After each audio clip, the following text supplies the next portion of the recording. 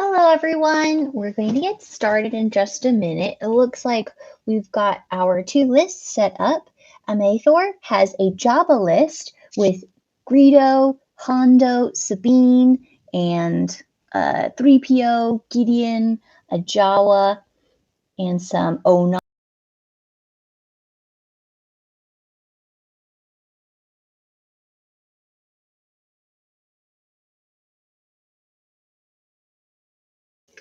Hello, everyone. We're going to get started in just a minute. It looks like we've got our two lists set up. Ameithor has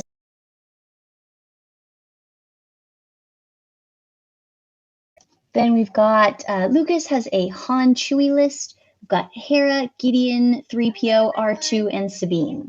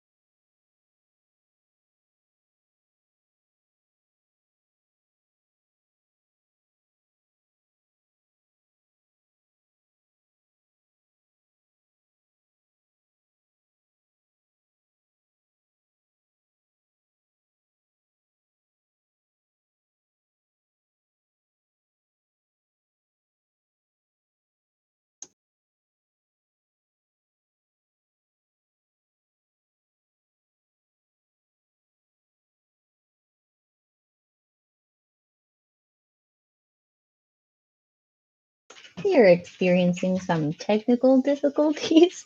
David can't get his vassal to work, and my audio is like echoing a few times. So, but it looks like they haven't quite set up yet. So we'll be getting started in just a second. Yeah, so apparently I updated my vassal too keenly, and I was in the future, and that's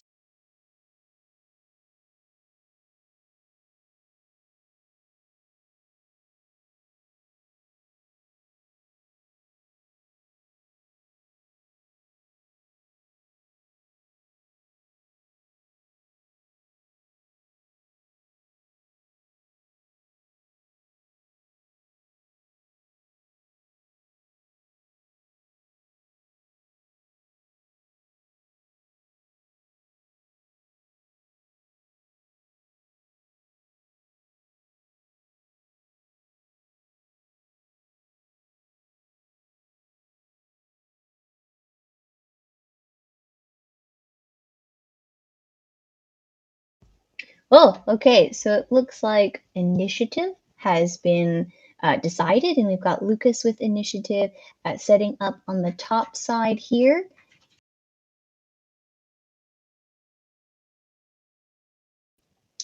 The mission is the map is Endor Defense Station, and the mission is renovation.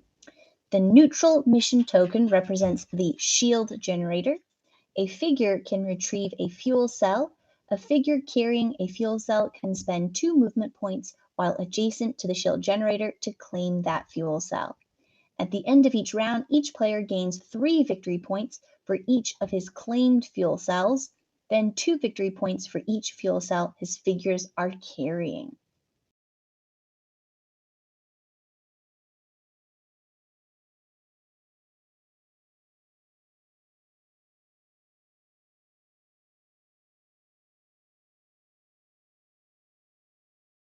all right. Sorry, it's taking me a little more brain power to record all your dodge guesses than I was anticipating.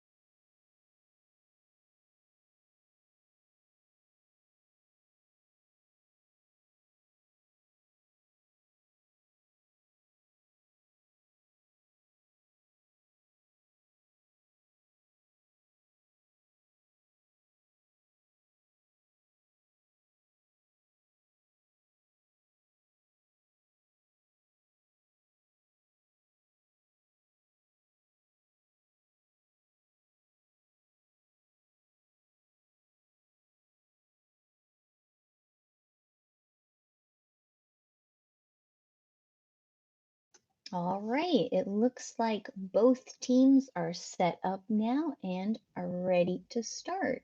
Oh, some adjustments being made, but just about ready. So this one has a potential for a lot of points because there are quite a few fuel cells on the board. There's 1, 2, 3, 4, 5 fuel cells on the board. Oh, there is no shield generator token. So we might have to check.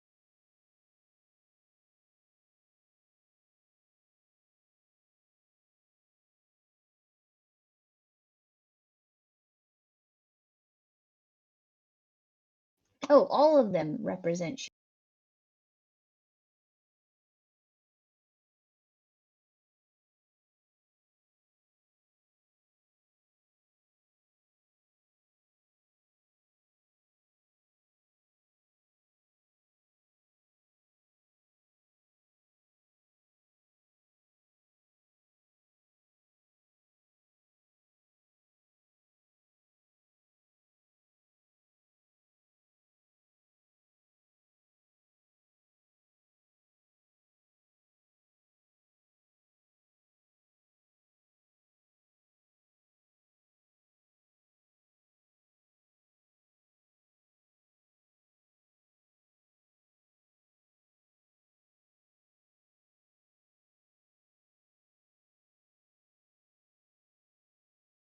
All right, so just checking. Can you all hear me right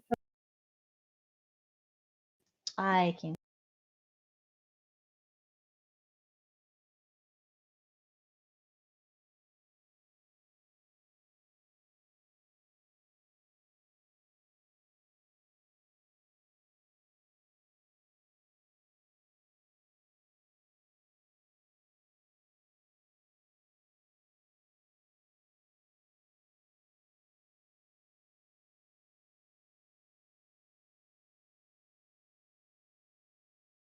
All right, so we've got a pretty standard start here. We've got Lucas moving up R2 to Scum. All right, Ameithor is going with Jabba. now?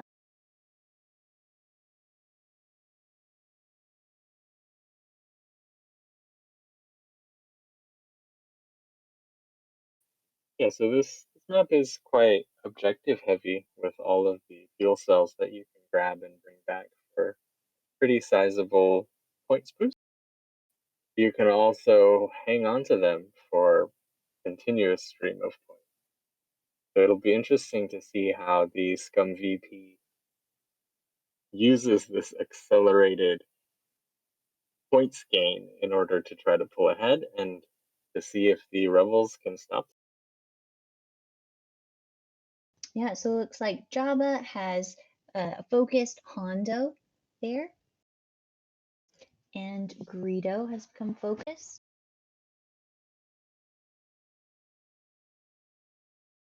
Yeah, I'm feeling that the Scum VP list here is going to be pretty effective at this mission because there's quite a lot of objective points that are on the map.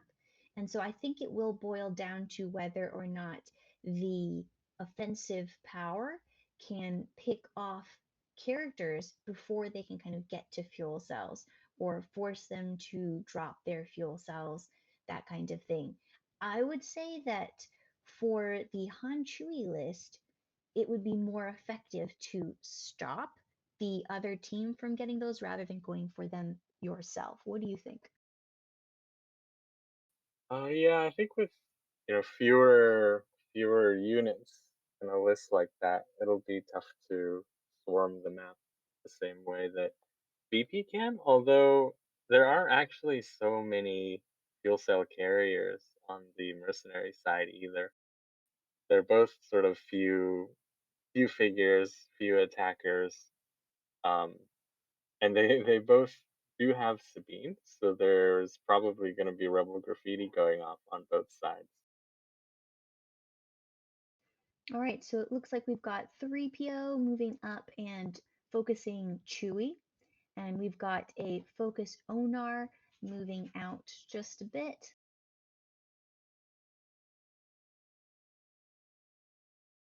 Yeah, I'll be interested to see if they open the doors or not. Yeah, I think that's going to be a really interesting timing of when the doors get opened. Now, do you oh, well, Oh, that's there we what go. we're talking about right away. That's pretty nice spot to tuck Sabine into, right? Because you won't be able to shoot into that area to get her, but she can, with her mobile trait, hop over that, throw her grenades, do what she's going to do, and then pop back.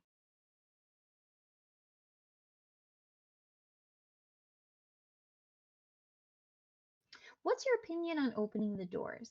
Because you have this thing where you can wait it out, or you can open the door first, making it your opponent a little bit more vulnerable to opening the second door because they have to use up an action to open the door.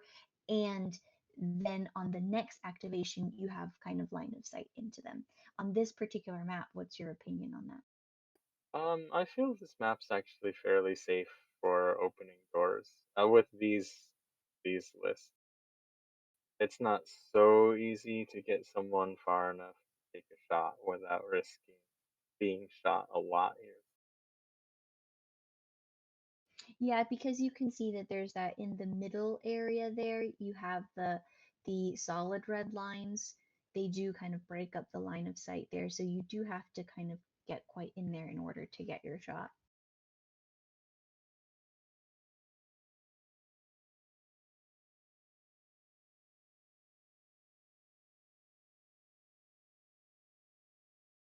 So we still have Han and Chewie, Hera and Gideon to go on the Rebel, and we still have Greedo and the Jawa to go.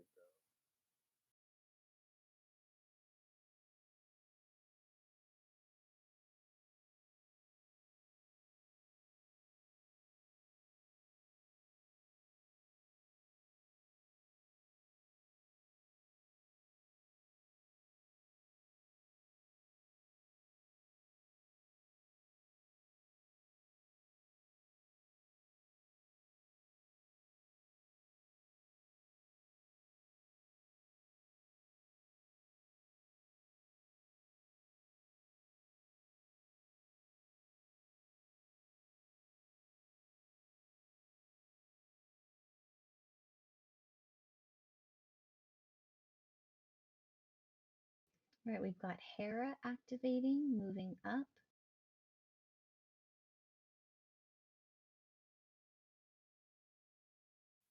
So she's kind of getting in position to hand out her bonuses, I suppose, in case from within a couple of spaces.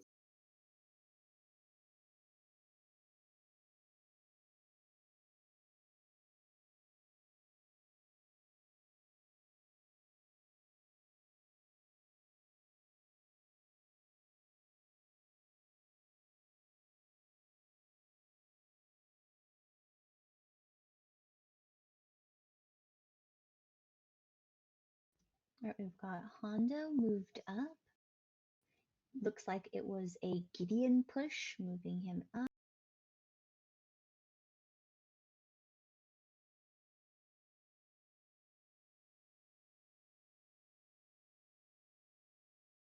Alright, so I'm registering one more guess for dodges from Derek, but it looks like round one will.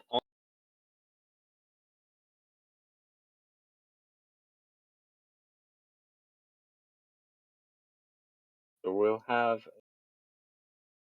sort of last call for guess, and I'm gonna go through and read the ones that I've got. If you're in the list, say something in stream within the next couple of minutes or forever hold your guessing. I've got Mojable with 6, Jason 4, Blade 1, Jesse Bet 3, Jeff Paul Miller 4, Amelia 4, Lucas 0, the Darth Nazriel, Christian 3, McGrandle 5, Jake Peterson 8, Aaron Ross 0, JRB 4, Amator 5, Nuka Duke 3, Ian Duff 1, FF Monkey 0, Ziggy 4, No Skills 8, I Like Toast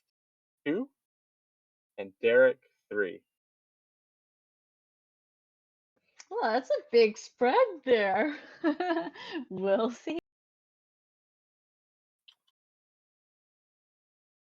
All right, and then I've got the last two guesses for 3 dodges and 5 dodges that were just put in stream.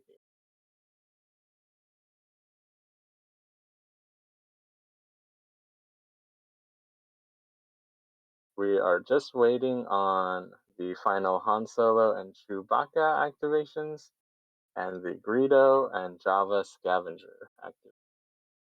The Also, mercenary side, Greedo hasn't gone. yeah, Greedo and Java Scavenger. The mercs have not yet opened up their door, but probably pretty scary with Han and Chewie still to go. Yeah, exactly. So we have Greedo activating here. Now there is going to be a question here about whether or not he's going to then move around to go around instead and maybe go for that fuel cell on the side, or does Ameithor open the door?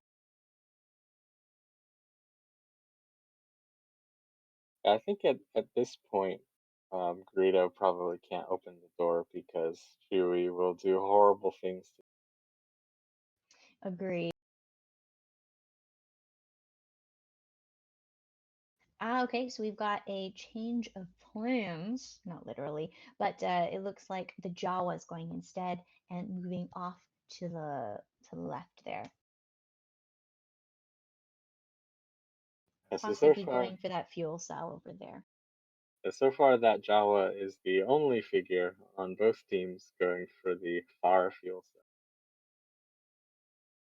Everyone else looks happy to contest the middle. No, we have a shield generator appearing. Disappeared. Okay, I thought that's where it was, but I was very confused.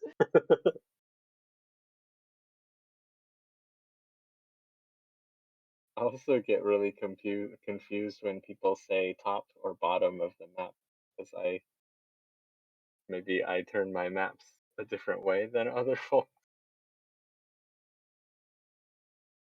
I suppose if you play on Vassal mostly though, it's preset for you, right? Indeed.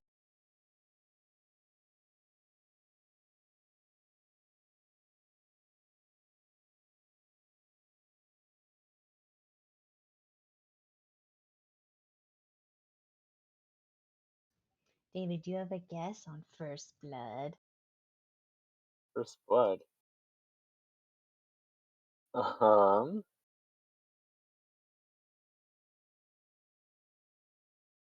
I think it's gonna be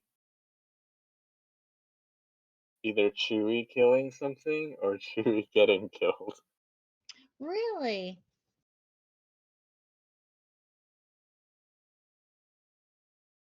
Whoa, okay. Bold. We've got Han moving up. Now, this is kind of a slightly risky option here, putting Han forward, but from that position, he will have line of sight if the door is opened and giving him a lot of Yeah, and remember he's got his end of round attack, so he can still shoot this round if Greedo opens.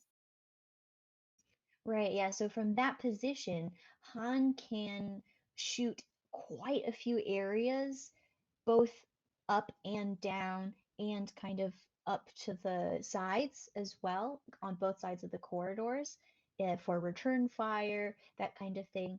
It's bold choice. I don't know if I would have moved him up so far so early, but I like it.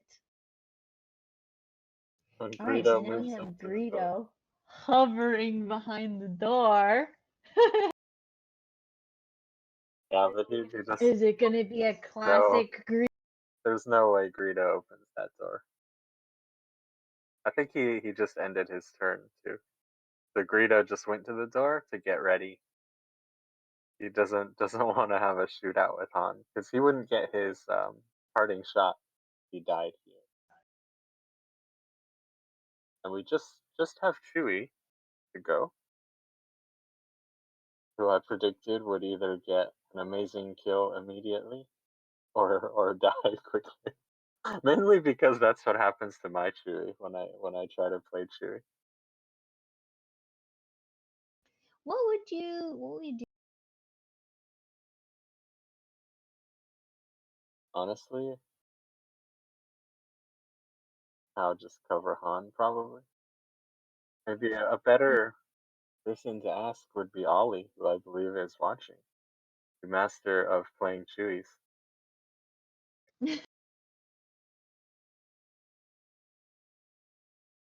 So what's Chewie's effect?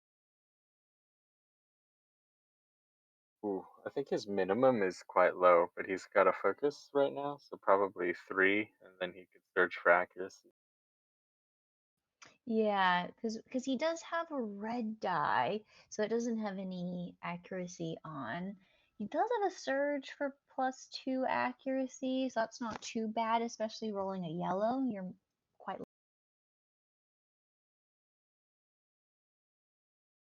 yeah, but I mean, I don't I don't see that door.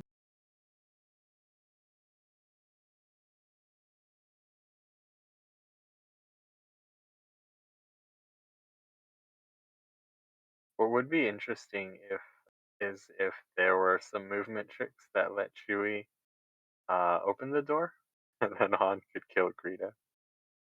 Although I actually just noticed that Onar is yet to go as well. For some reason I thought he was already exhausted. Ooh, so bold. Yep, backing up Han. They're going in together. Indomitable duo.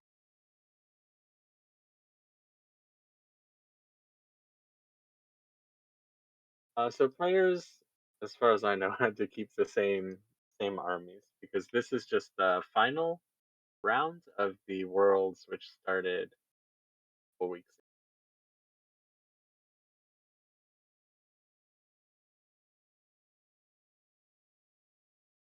Yeah, technically it should have been all on one day, but you know, it was a long day.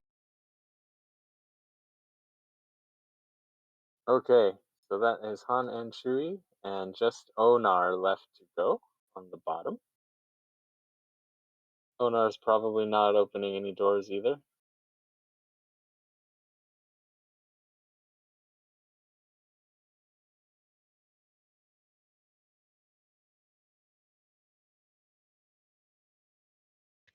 Yeah, so we've got Ameithor will get initiative next round. So obviously, barring any take initiative, but Han, I detest. Yeah, I think everyone hates shooting at Han.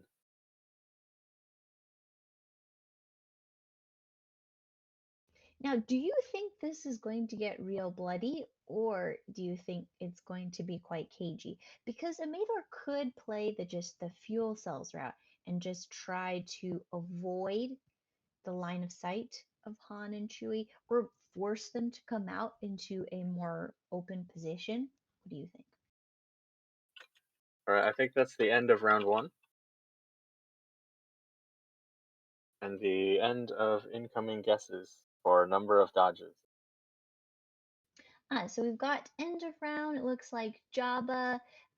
It was strength in numbers, I believe.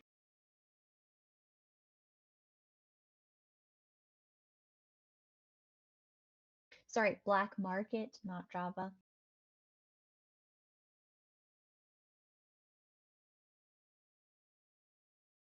Yeah, I think it needs to get bloody actually for the mercenaries because you probably don't want to just let Han and Chewie dominate that room and pick up fuel cells and get free points. And then Yeah, the because moment the door opens, things will start dying. so it looks like doubt has been used to remove the focus token off of Han. Sensible.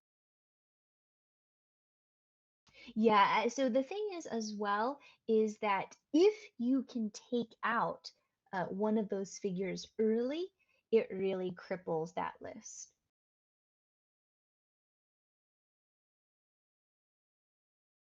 As a take initiative is probably not going to get played. I don't see any reason for Lucas to want initiative right now. All right, so it looks like Ameithor is starting out with the Jawa, picking up a fuel cell, and hiding over there in the corner.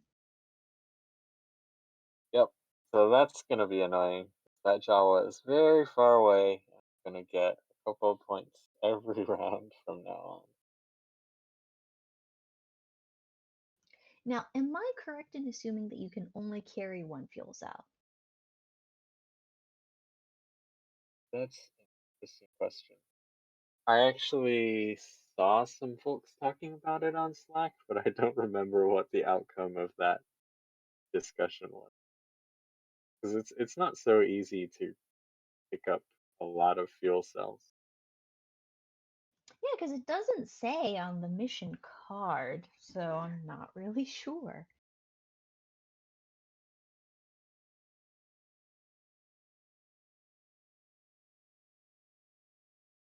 We'll see if anyone in chat knows.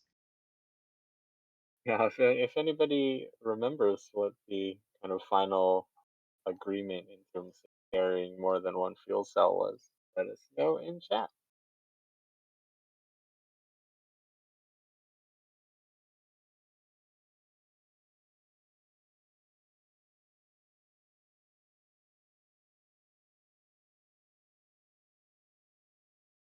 Right, so not much movement still.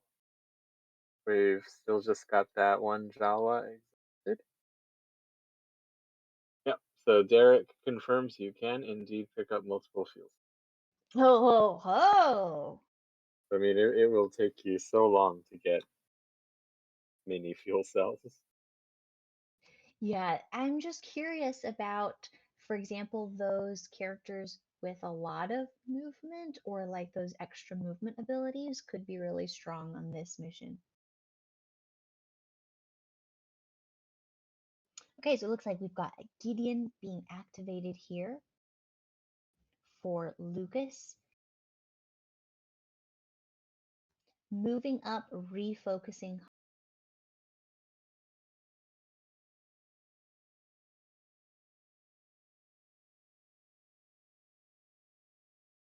So I am actually going to be extremely amused if there are 0 dodges in this game. It's purely won from victory points.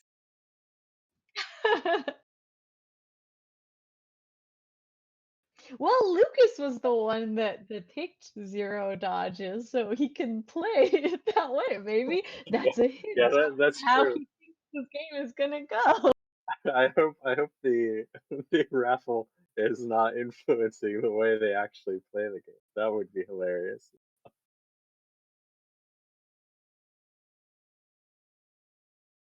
Or perhaps it is wishful thinking. So Lucas is thinking, well, if none of my figures get shot at, that would be good for me.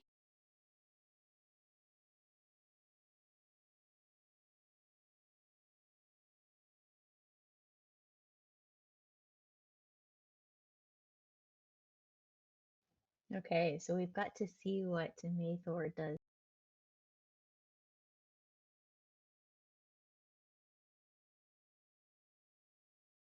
Yeah, I mean this is quite tough. Yeah, that door, yeah, it's very scary to open that door. But at the same time, if you don't open that door, you can't really do very much there. Lucas has really gotten into a really strong position there. All right, we've got Gideon moving up. Just some repositioning. Everyone down there focused up. Got Sabine, Greedo, Hondo, Onar, all focused up, ready to shoot things if this door opens. All right, so then we've got Lucas with R2, Scomp drawing some cards. The suspense! I want to see some dodges rolled.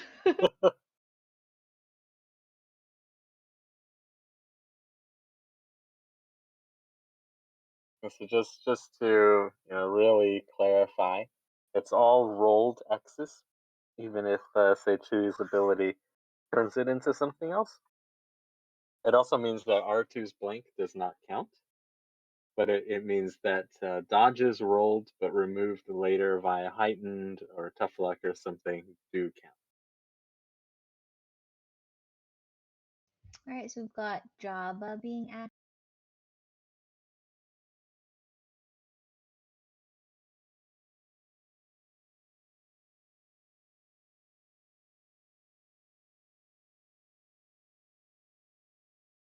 Okay, we've got Hera playing.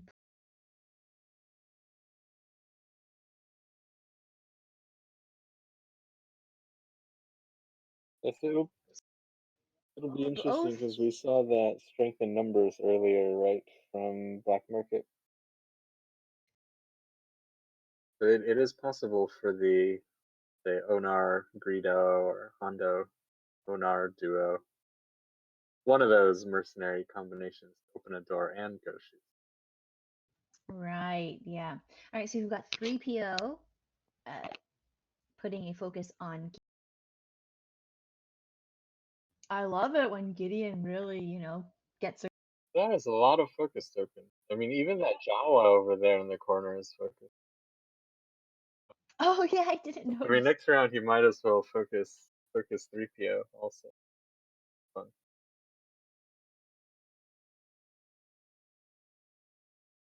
No, obviously you would focus Jabba over 3PO because 3PO is a doctor.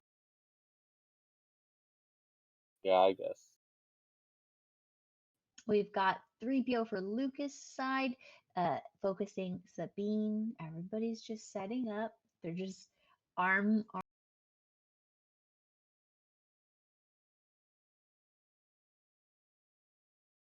I'm getting stressed watching this with just everybody armed to the teeth on both.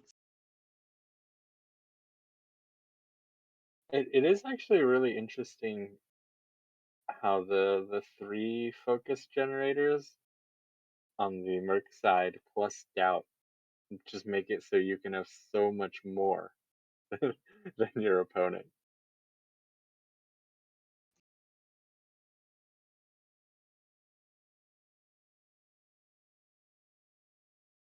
I'm really curious to see if anything ever is better than taking the kind of rebel care package. If it gets there, if a new meta turns up where somehow there's some combination that makes it so that you're reluctant to bring them, because at the moment it's so common, it's just everywhere. Well, I mean, Mercenary doesn't always take the whole care pack. A lot of people will run something like Jabba +1, and you only run all of them if you have so many figures shooting your green die. On the Rebel side, I guess there won't be any changes in the FFG format because there will be no more changes in the FFG format.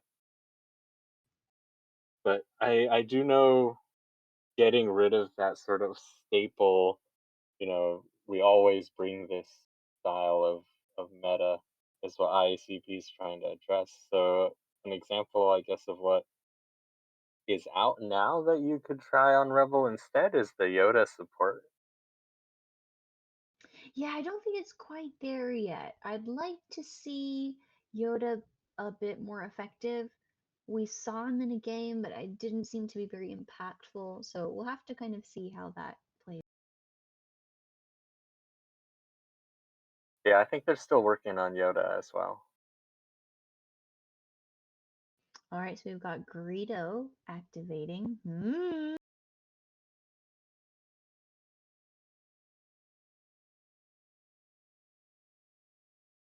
sort of moment of truth.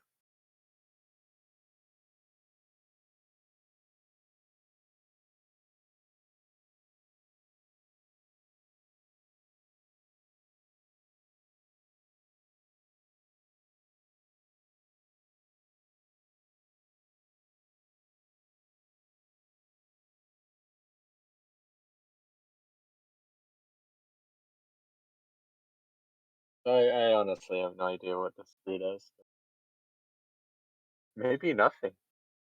Opening that door is a really tough call to make. Yeah.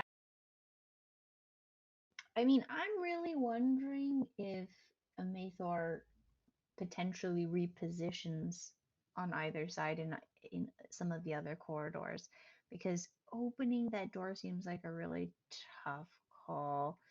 So let's say that Greedo opens it and, for example, like gets out of it. Oh yeah, so it looks like Greedo just stays where he is and kind of, and it looks like Sabine is activating. Yeah, see, the problem is Dean's gonna go and grab a fuel cell, I assume. Yeah, that's what I would assume that is going.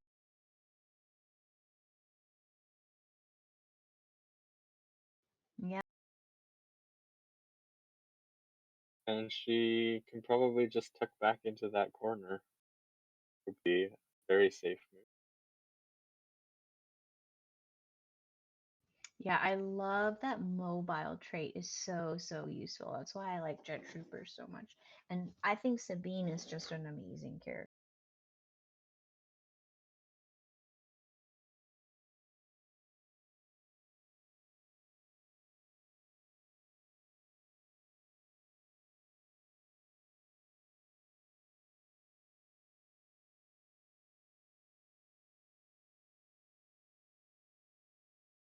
Okay, so yeah, Sabine picked that up and managed to just to move one step back to 3PO. But potentially now we could see a couple of attacks from the left side if there are some movement cards. I think actually Hondo can get into a spot where he can shoot Sabine where she is.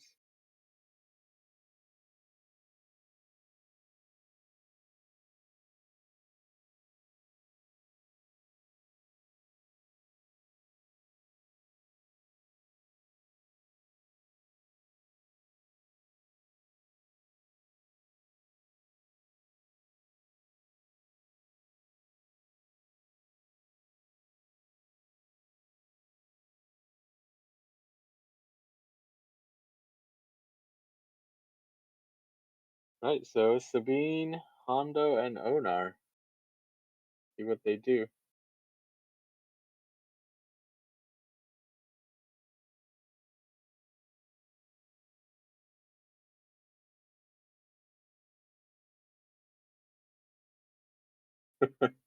Yeah, zero dodges are starting to look better, aren't they?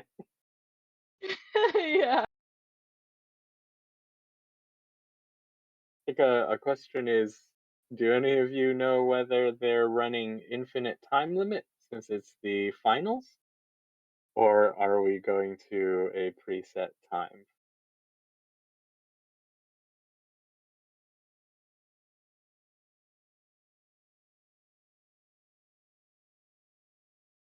That is indeed a good question.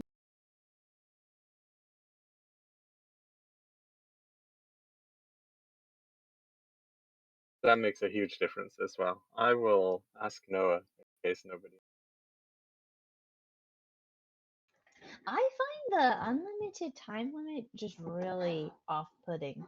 It really threw me off. Yeah, it's strange. It just changes the game so much.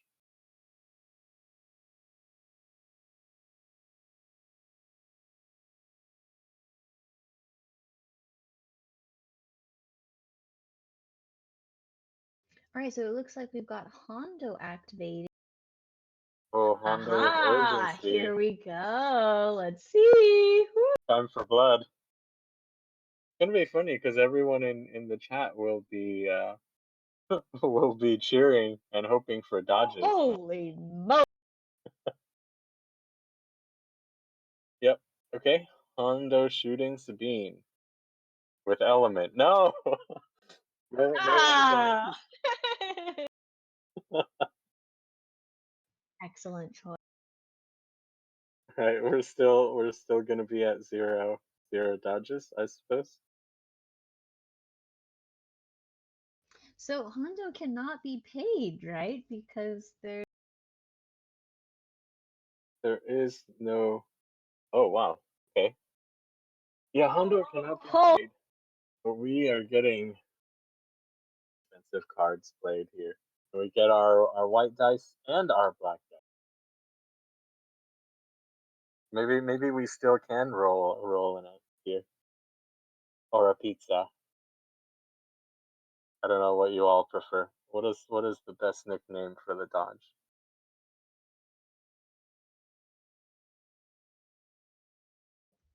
pretty decent. So we've got uh, 2 blocks and 2 evades.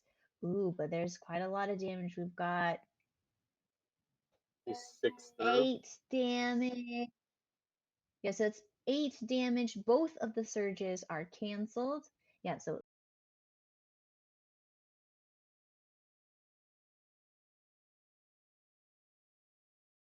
At least we know there won't be any heightened or assassinating here, since Hondo is scary hunter. The Sabine probably survives this.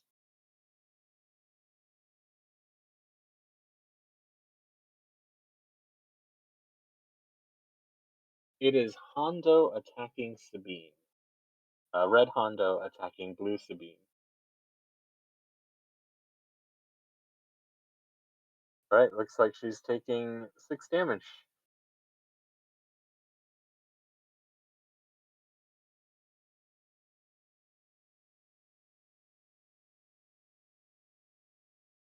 So that does, yeah, I think that Sabine is definitely the target here because of the fuel cell that she's carrying, and she's the one that's kind of in.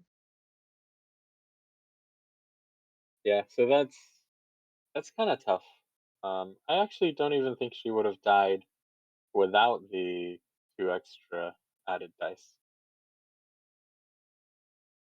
But hopefully he'll try to finish her off before she can go hide in that little corner and heal up every round while collecting fuel cell and rebel graffiti points. Well, and now Hondo does provide a target for these heavy hitters that Lucas has. So we'll see what happens. Yeah, so Chewie's activating. I kind of suspect Hondo might have an on the way. Ready? Mm, mm. A lot of cards in hand.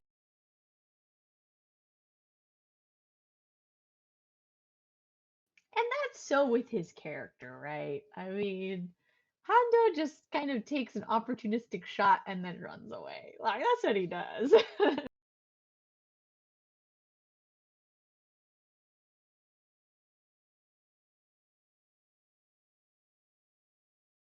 Yeah. Well, nobody pays Hondo ever either. That is not true.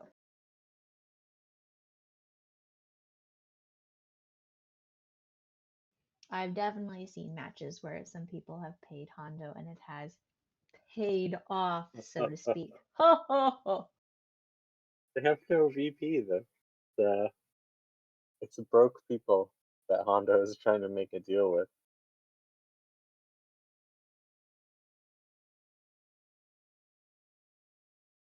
All right, so still Chewie has been activated.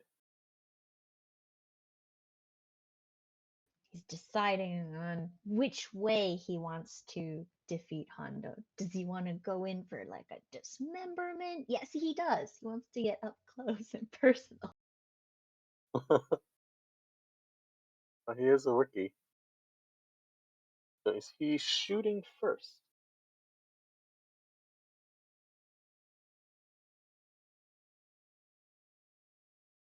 He, I think he's doing Chewie's red die. What is it? Slam? Is it called slam? Yep. Slam for 2 damage, not too bad. Not the Yeah, best. and that also moves Hondo for Han to shoot later.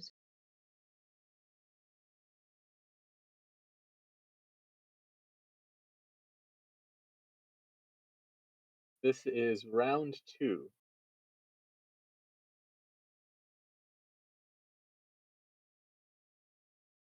Right, so Hondo's taken 2.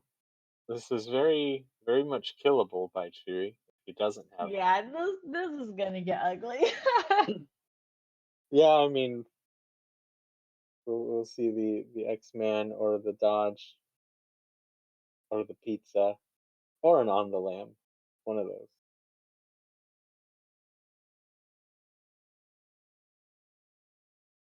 I think he was also trying to push him a little bit farther out so that even after he goes on the lamb, he won't be as safe away from the middle. Right. Okay. So there is no X, sadly, for Huh? everyone except for Lucas. But it looks like we've got five damage and two surges still. So we have the extra damage, I think, for a surge for extra damage. Ooh, there's Oh, the there you on the go, on lamb. the lamb. Yeah, because he did have lethal damage that Hondo. Now the question is, which way does Hondo run? Is it time for a Indeed. touchdown? Probably not yet. Ooh, that would be bold. Yeah, the thing is, no matter where Hondo runs, actually Han will be able to shoot him at the end of the round if he wants to put himself out. Yeah, unless, like you said, he runs up through, just barrels through those figures, walks through 3PO, pushes him over. Yeah, but even then, Han can get back there. It would Right, force yes. him to pull Han out of the middle. Yeah.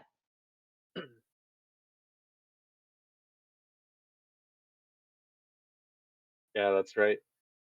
But just he says touchdown and keeps Sabine from running away. The Hondo being in the backfield is quite annoying.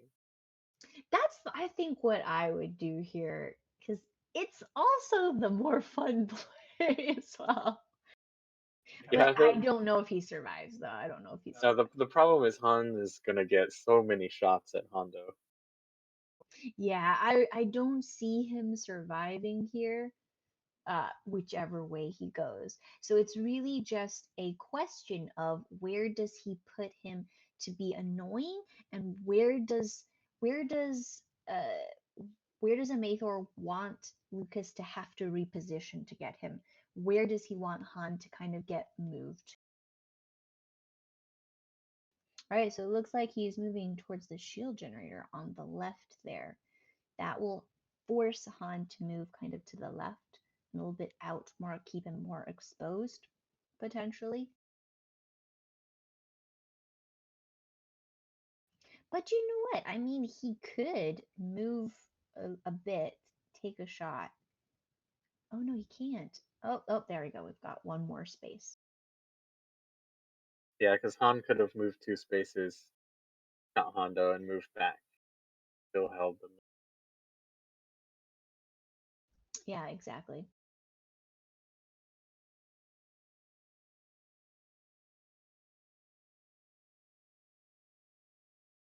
The thing is, Han could just walk back there and shoot Hondo still.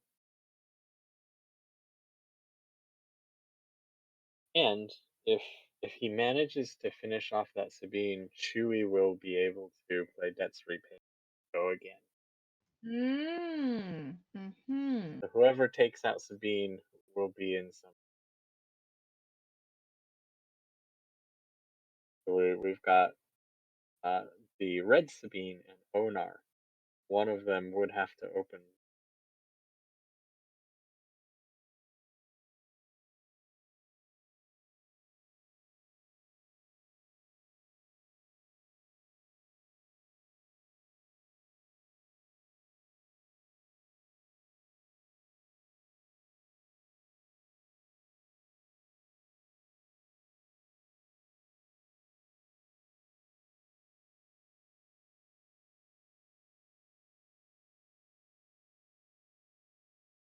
The thing is, if they open the door, Han has other that are nice to shoot at as well.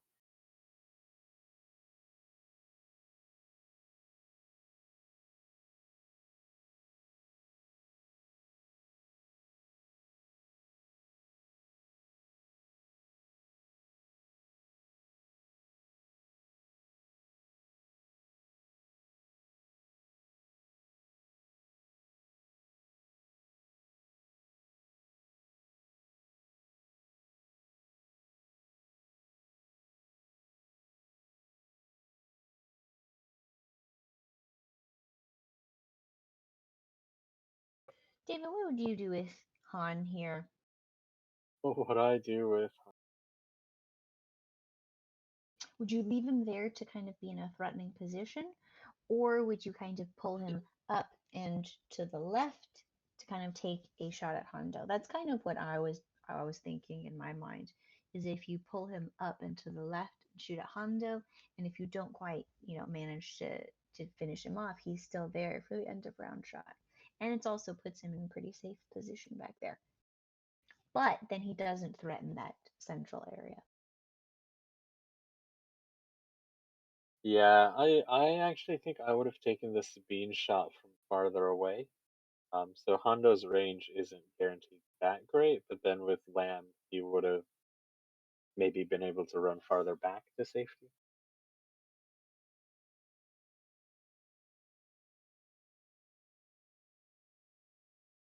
That's right. I mean, if Hondo just dodges everything else for the rest of the game, he will be a true X-Man.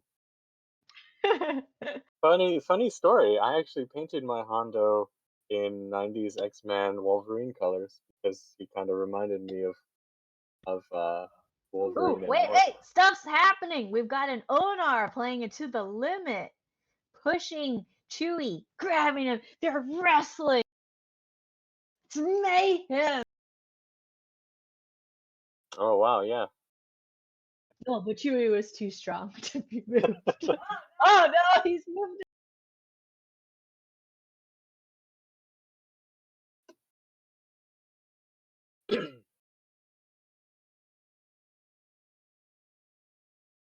All right.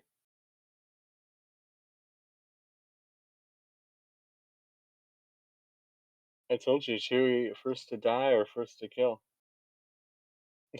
He tried to kill Hondo and didn't, and now he may die.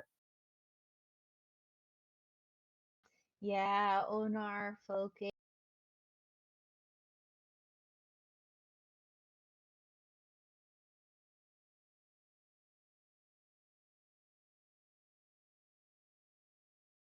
I don't know if he's gonna be able to do it.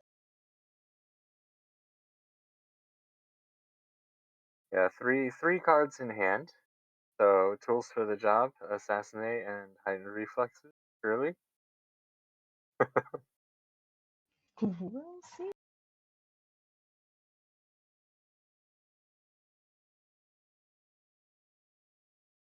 Okay, well, we've got no tools being played, but that's a pretty decent. Oh, blank on the one. So we've got 6 damage and 1 surge. He has a surge for a +1 damage. He's got a +2 damage. Mm. Yeah, so we're looking at 8 damage through. Yeah, so Onar has pretty good surges, but he has to pay accuracy to use them. So he likes to be up close. We still have no dodges, no pizzas for us. Yeah, so even with a heightened and a assassinate here, it wouldn't. Yeah.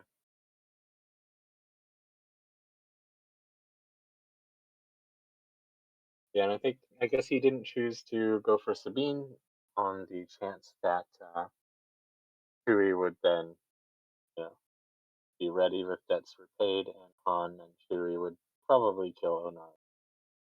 Yeah, that would be really nice.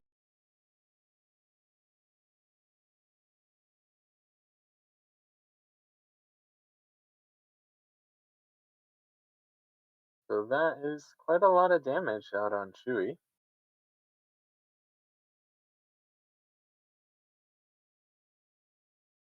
And Chewie's only got 14 health, I believe. Yeah. All right. So we've got Han. What's he doing? Shooting at Owen.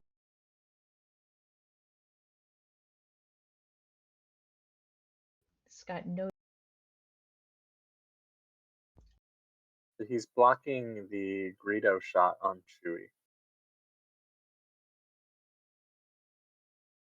Mm, Or Sabine, sorry. Sabine.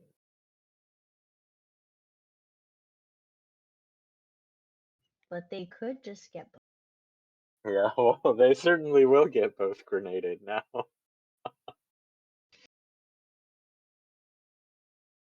Oh, okay. That's pretty nice. Yeah, that's a great Han roll. Unfortunately, we will not be seeing any pizzas on this defense either. Yeah, so we've got 9 damage going through. So Onar has.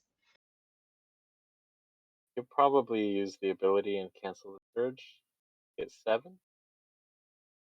Mm,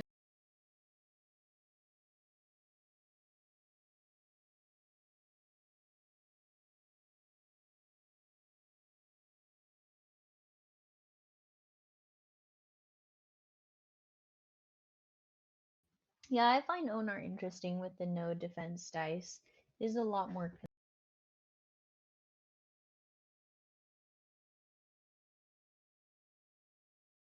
Yep, so Onar uses Get Down on himself. He's kind of like Terry from Brooklyn Nine-Nine. He is. Well, I think he's a lot meaner. I don't know, Scary Terry is pretty scary. He also talks to himself in the third person. Yeah, Terry loves yogurt. No, I mean, does Well, Onar he talk? just said get down to himself. So Oh.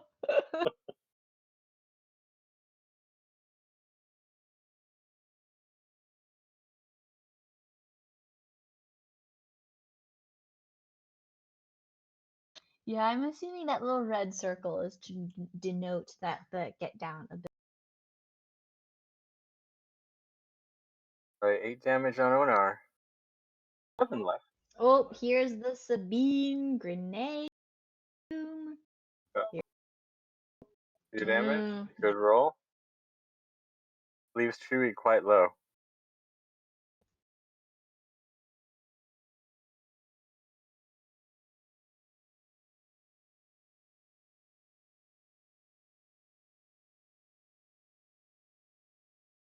So there we go. I think my prediction of Chewie being the first to kill someone or die is still, very, very likely. we're at the end of round 2 now and still 0 dodges. we have 0 dodges still. Funnily enough, no matter who takes the initiative next round, I still think Chewie will be the first to kill someone or die. Yeah.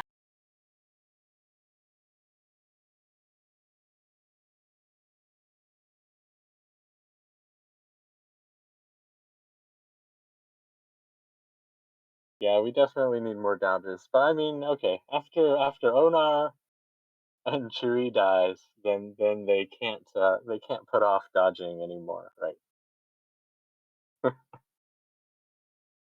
All right, so we've got Sabine, looks like tucking back in next.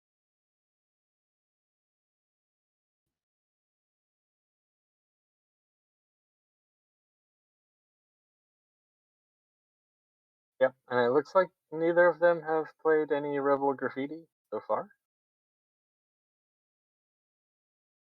We've got Ameithor picking up 2 victory points for the Jawa holding, and Lucas as well picking it up for Sabine.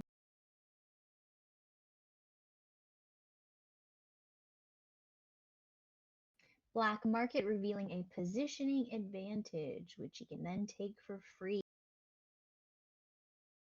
Okay, so certainly someone will die soon.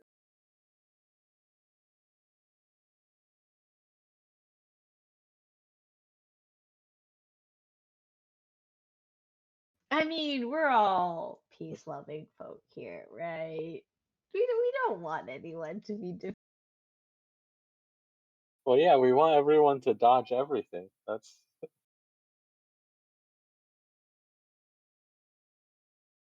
I predicted 5, but it's looking pretty bad. yeah, Hammerhead. I also was worried that this match would be. Oh, wait, stuff's happening. Ooh. Okay, so we've got Han taking his end of round shot with tools for the job against Onar. Oh, David. Oh no, was I wrong? I think I I was think you may wrong. be Wow. Okay. incorrect. No one will believe our podcast now if you can't make I know, proper right? predictions. It was close though.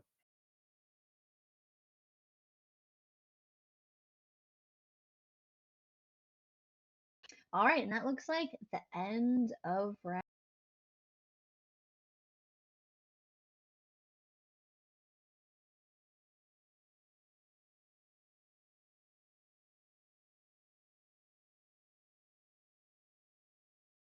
Oh,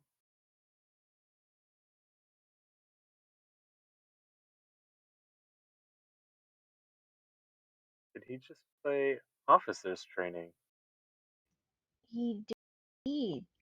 Maybe just to draw another card? Because he definitely had enough damage. Yes.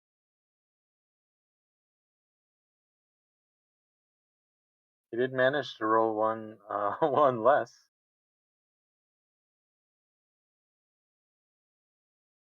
And tough luck. I saw flash. So one dice will go away. And I think Oh Onar lives. man.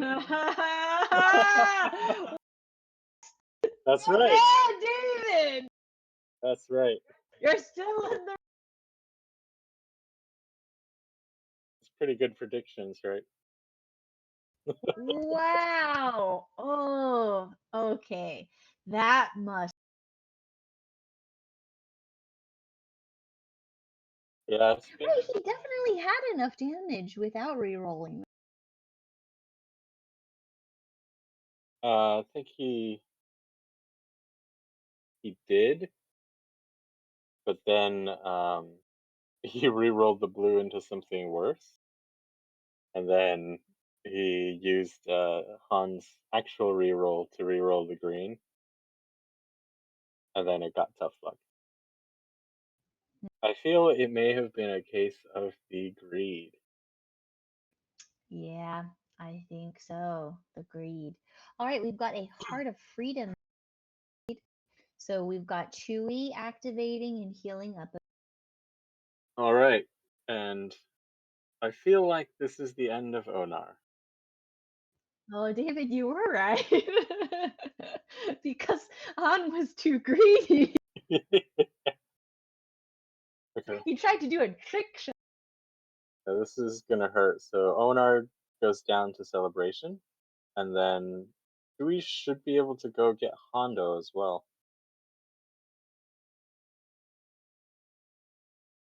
because that was just his free slam action. Mm.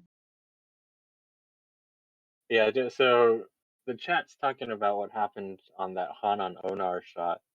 Um, he did not have lethal after re-rolling the blue because Onar's get down ability resets before end of round abilities.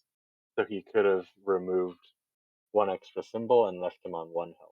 That's why he then used Han's re-roll on the green die to try to get that one extra damage back. But then, yeah, Ah, but then it got tough luck. all right, we've got a shot on Hondo with Element of Surprise.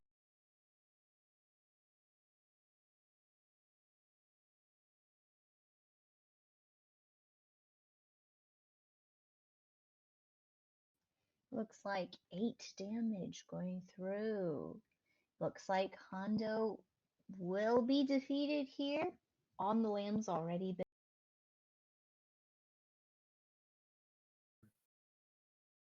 And we still have no dodges.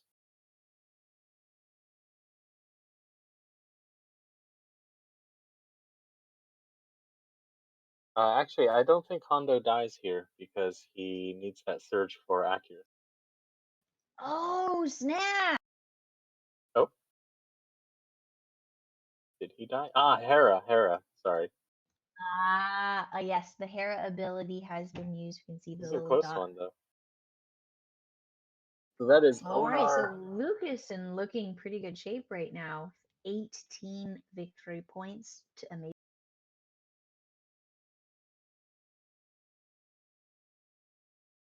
Man, David, you were right. He killed 2 in that round. Yeah, that Chewie. Now Chewie can take a little vacation. Probably didn't get himself killed.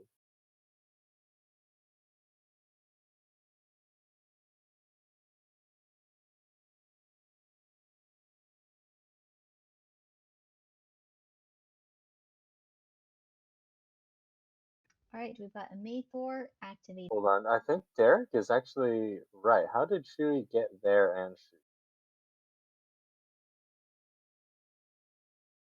Heart of Ooh. Freedom, that's right. Ah.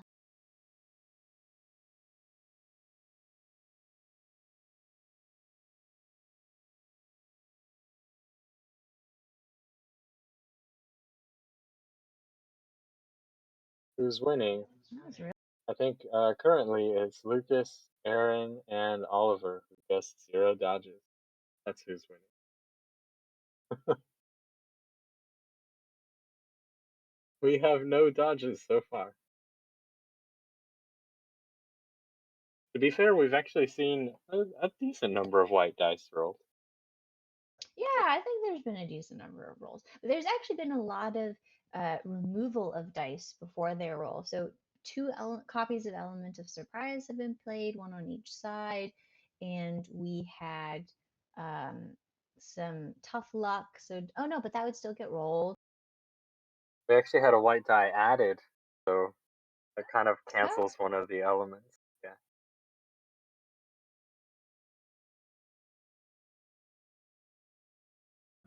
okay. So it looks like Ameithor is reconsidering the Gideon activation. So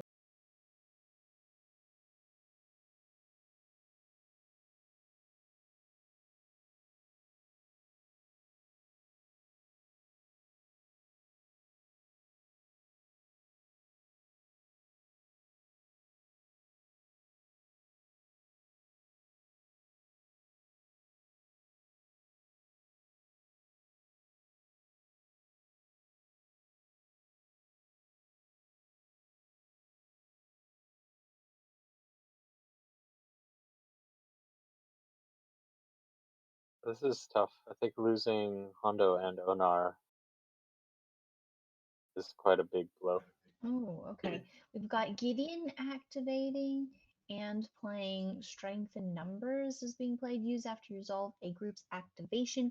You may immediately activate another group. The combined deployment cost is 12. So we'll see what that is going to be.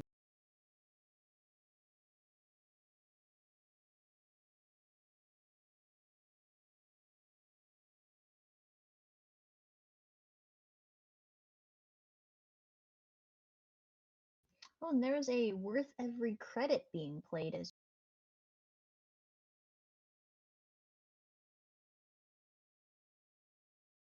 Greedo is being moved. Ooh, Okay, so Greedo is really going after that Chewie. Oh,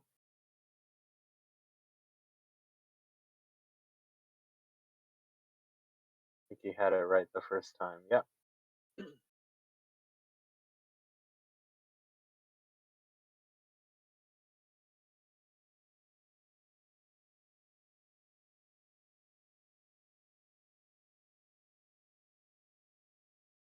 That should be Greedo taking a shot at Chewbacca.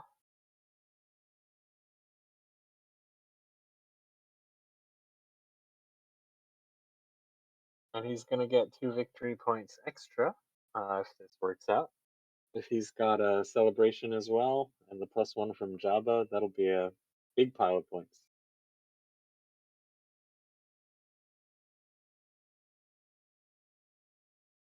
Right, the bump from Jabba hasn't actually been very significant at this.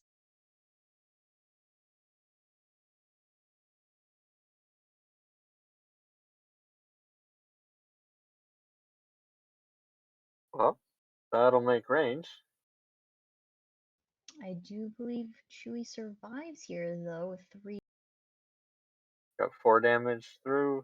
He needs a little more, so I think he was the one that had a positioning advantage, though.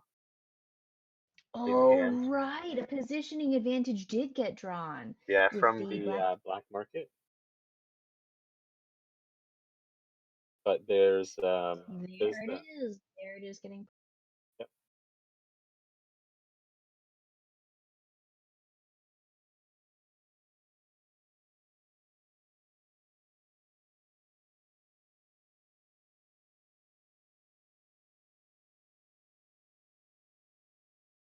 But he doesn't quite have enough because of that 3PO surge camp. I Oh, was right. expecting something else. But Chewie lives again on 12 health. Ooh, that's some tough luck there. Yeah.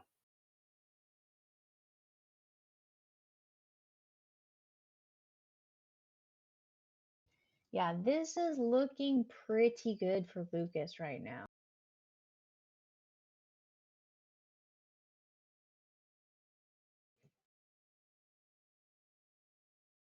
Like he's got to block off that follow-up shot in case Jabba, yeah, right. In case Jabba would order Greedo to fire again, try to finish off Chewie. Yeah, that makes sense.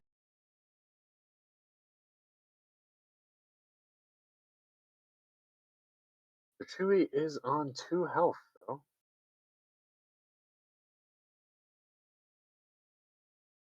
Sabine could probably get him with a grenade, but that would put her very far out and immediately shot to death by a lot of angry rebels.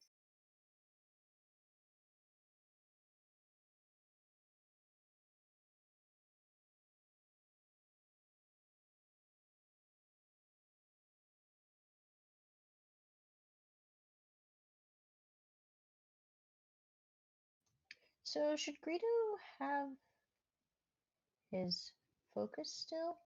I think Jabba is just activating.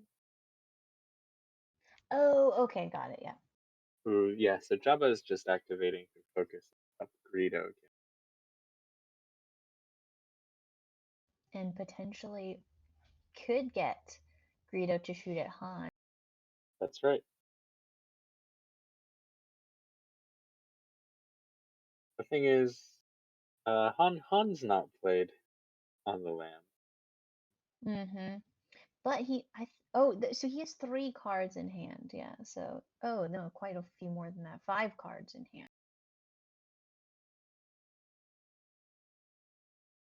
Yeah, and I think he already had played to the limit, so Jabba wouldn't have been able to order a hit Greedo after focusing. Mm.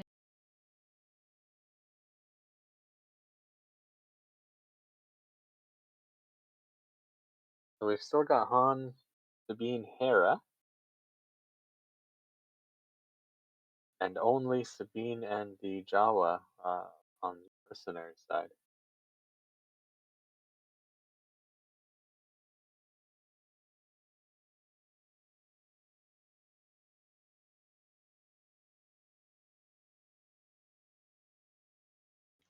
Yeah, Greedo is very out there right now.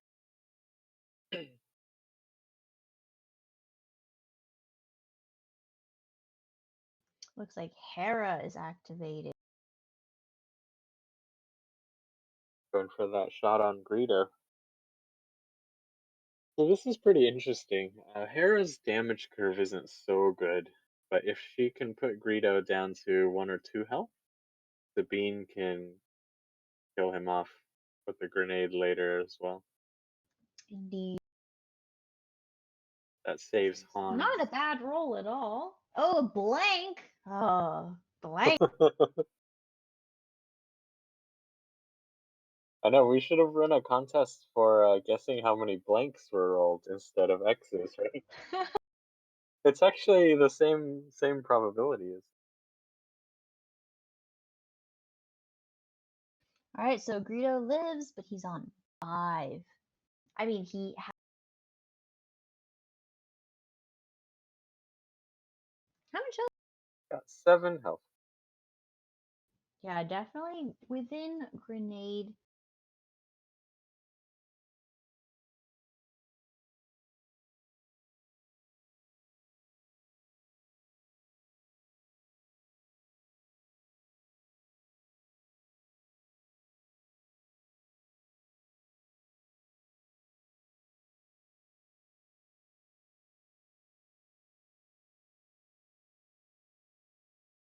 Yeah, I'm pretty sure that focused Gideon will kill everything, one after the other.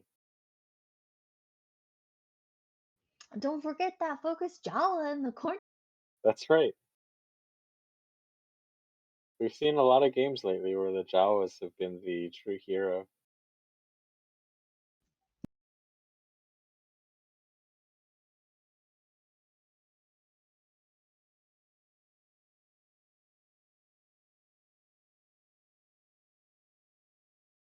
So it is quite surprising. Still no rebel graffitis from either side. Well, there's been a lot of played. Yeah. A lot of fun. All right, so it looks like we have Sabine. We're at two cards in deck for the rebels and 4 cards in deck for the. There we There it go. is, the rebel graffiti, and no negation. Sabine doing Sabine thing. Yeah, Lucas is looking in really good shape. 20 points. And that Sabine is going to be really tough because she's got graffiti now, and she also has a fuel cell. So that's 4 points around just for standing there. Yeah, but if Ameithor can get Chewie, I mean, Chewie is worth 11 points. That's a pretty. So there goes Sabine, moving up, trying to finish off Chewie with the grenade. There you go.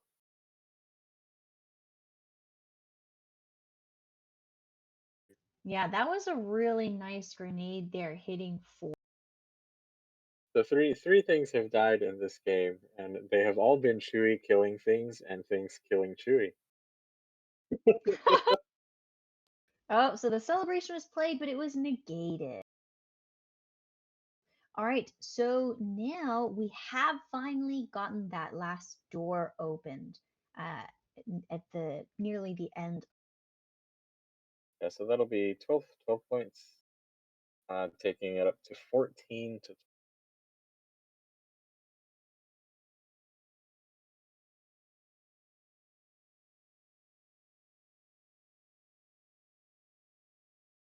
Yeah, and with that, Jawa still getting 2 points around as and the rebel graffiti being played as well. So Ameithor really catching up here. So now it is 16 to 20. We've got another 2 points coming from the Jawa holding the fuel cell at the end of the round.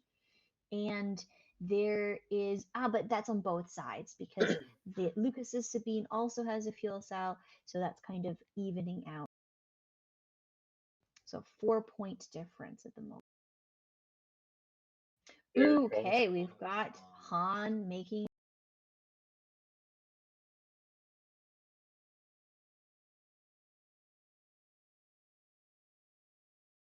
I think Chris will be happy Making a shot. because Gideon's probably going to be able to get a shot on Han if he wants to. No dodge. Only a 3 damage shot, though. But Han does have a reroll. But that would be enough. 3 damage would put him at 8 with, and he only has 7. Oh, he's shooting Greedo. That's right. Indeed. Yes. And from his positioning here, Greedo would get a return on Han. But he is using his final shot onto. There's the Oh, we've got one dodge! done. One! Who's Got it. Da-na-na-na-na-na. There you go. The X-Men theme. I hope that's the one you were asking for.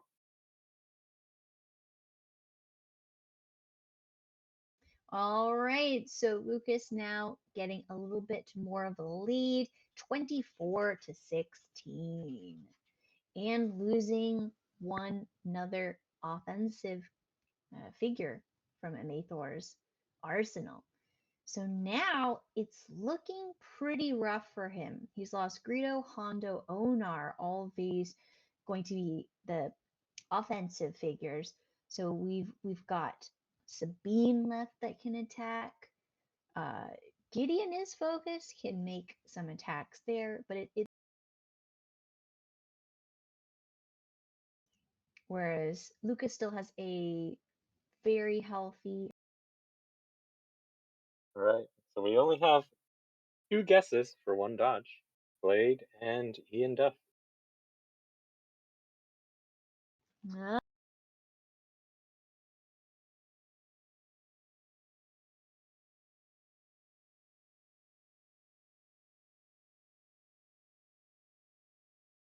Yeah, and now with Chewie being defeated, that's one less figure that's rolling a dodge. Also, Greedo has been defeated. That's another figure that's rolling white die. That's no longer in the game, so it's looking like. Yeah, I mean, as long as 3PO doesn't re-roll his dodges, he can actually roll 2 in case they wanted to really play the dodge game rather than the actual game.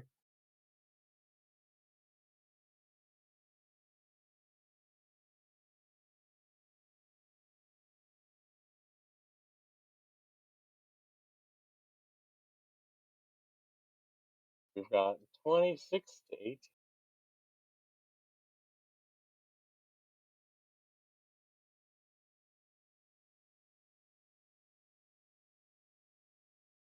So we've got a negation being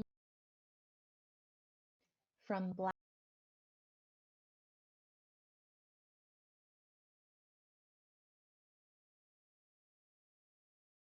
Yep, and he purchased that because it is desperately needed right now, I think.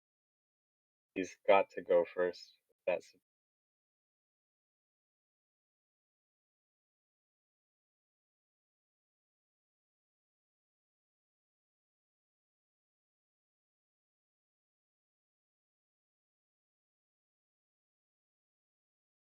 the thing is Rebels are now out of cards in the deck, and there is no on the lam out, which probably puts Han out of the kind of killable range for this game.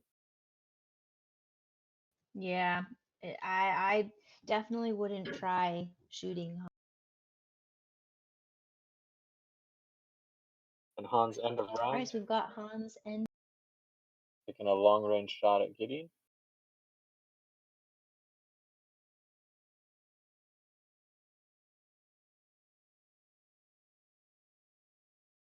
That is gonna be a dead Gideon. Whoa. Woof. Yeah, Gideon only has. No, he never got to shoot with the extra focus screen.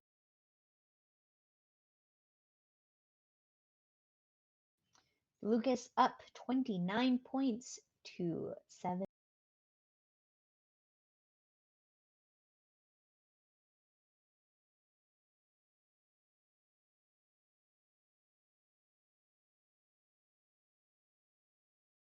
All right, initiative passes. And he did just buy that negation, so there will be no taken. Yeah, so Lucas there forcing him to use that negation, and that does mean that his rebel graffiti will not be able to be negated later. He's playing second chance on.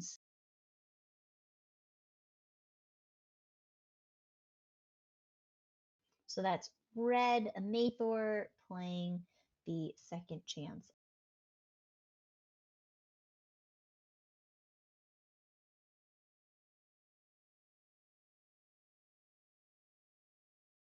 I thought it was Lucas playing second chance.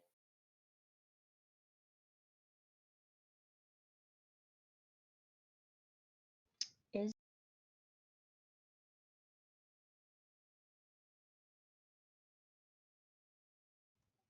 this is a good point. I'm not sure who's played the second chance. It has a red border, so I thought that would be uh Ah,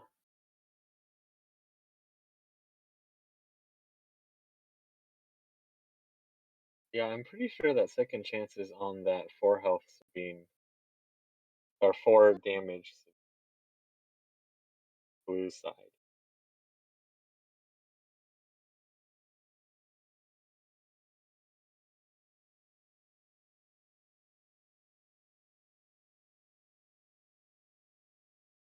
The vassal log says question mark moves from player 2 to main map.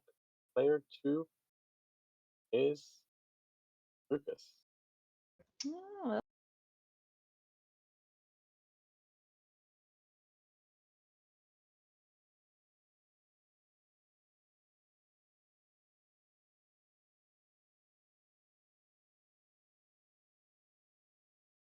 Yeah, that is really rough, because if Sabine could have killed the blue Sabine and then landed a pretty good grenade, the 3PO would be dead as well. mm, mm.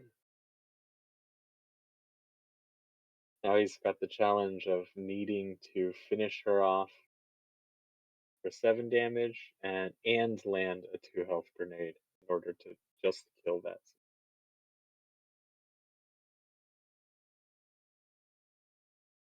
I mean, you could go for the Hera instead because you could grenade and get a shot on Hera and still get a decent bit.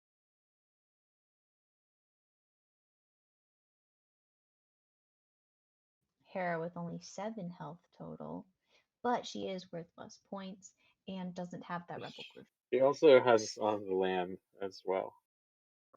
Oh, I forgot about that. Right. Yeah, and I don't think killing that Hera would keep him in the game, Mm. because it's basically impossible to escape from Han at this point. At this point, do you think Ameithor has a chance here? It's looking pretty heavily in Lucas. Well, you know, he could roll only X's on that white dice for the rest of the game, and Sabine could kill everybody this map. That's always possible.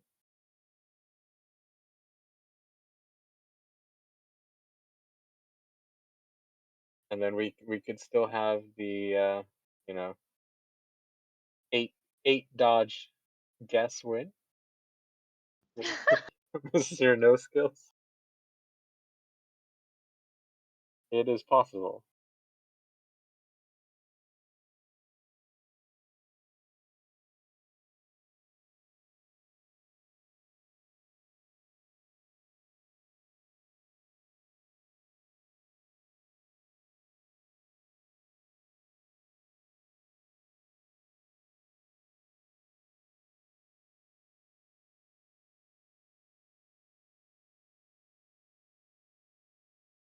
I think the challenge really is just that there's only one shooter. Yeah, exactly.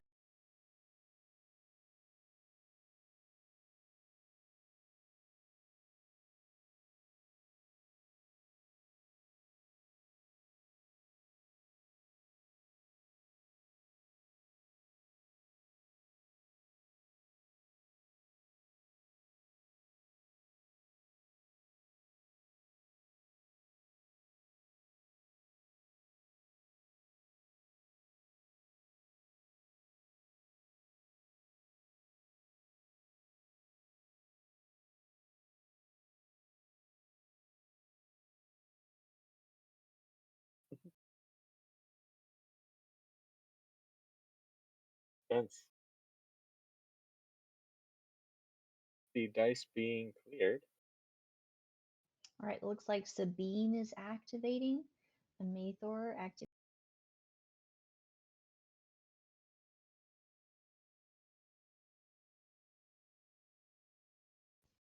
Taking a so she doesn't kill the 3PO with 8. So that's rough because then also R2 can heal him up, and so then it'll have to be another 2 damage grenade. Yeah, and killing the blue Sabine now is no longer possible with the second chance.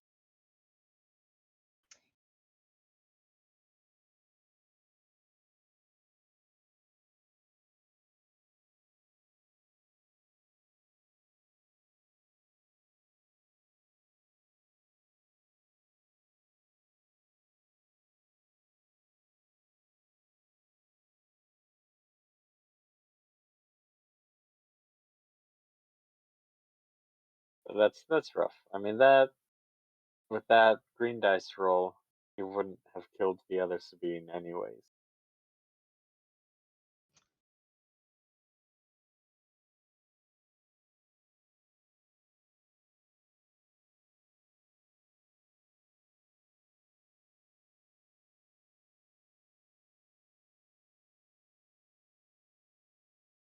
He still got 2 actions and still has the ability to roll 100 dodges. Moving up into face to face with the other Sabine. Taking a shot at. Oh, Whoa, okay. okay. So we've got a reroll possible here on 3. Focus shot Oh, on 3P. and 3PO doesn't dodge.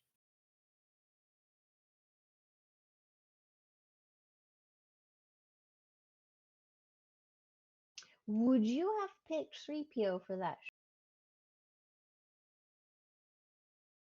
Well, Hera can go on the land. So if he shot Hera, would have just run away. I think, and nobody would have died. Mm-hmm.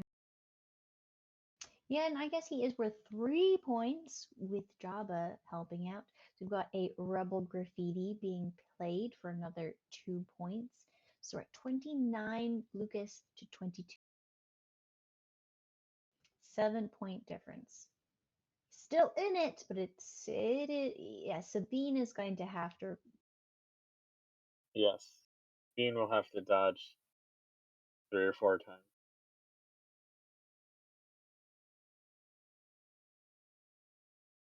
Alright. The other Sabine, the doppelganger Sabine. Choose red Sabine.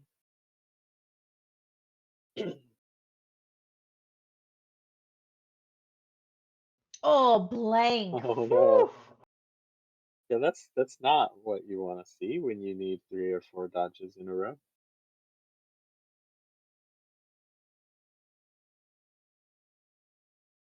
The question is, There's the the grenade. Does anyone think that Blue Sabine is actually running heightened reflex? Probably not. I would. All right, so we've got another Rebel Graffiti being played, and we've got 31 points for Lucas to Ameithor.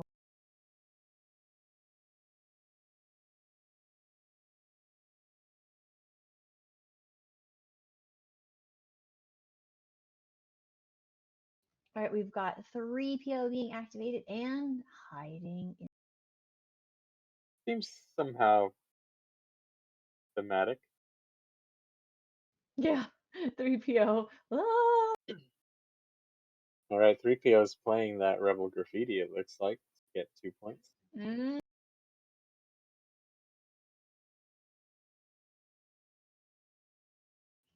31 to 20. Ooh. Oh, here comes Han. Yep, we're gonna have to see for that Sabine. Oh, Oof. never dodge. I think that'll do it.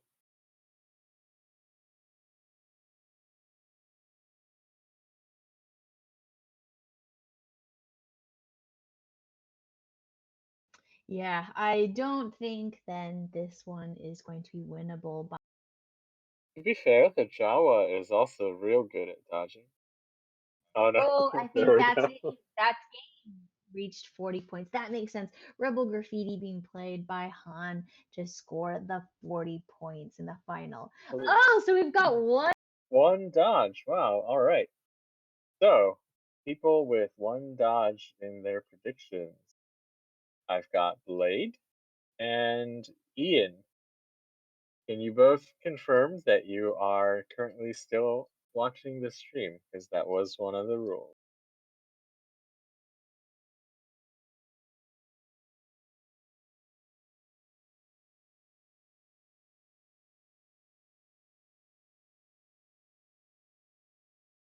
Really well played by Lucas there. Really nice Han Chewie backing each other up.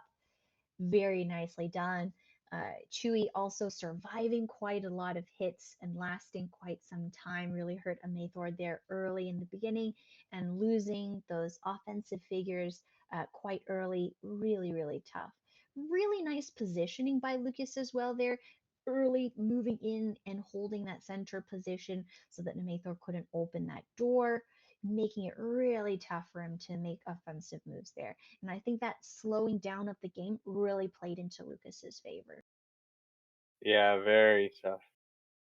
That double kill on the Hondo Onar, huge swing. Yeah, that was definitely a huge turning point in the game. Nicely done. All right, so it looks like Ian is still here.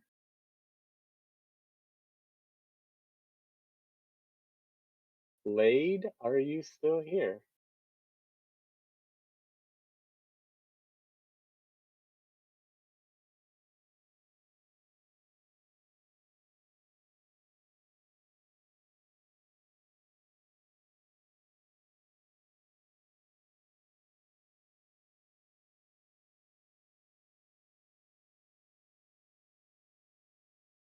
Do you want to see if we can get the the winner over here for a quick interview, or do you want to do that later?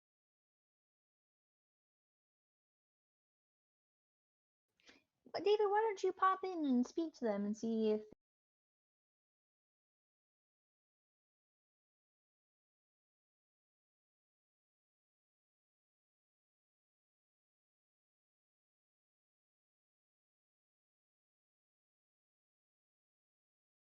All right, so Blade Schaefer, if you are not here, you cannot raffle against Ian Duff for the Dodge prediction Thrawn dial.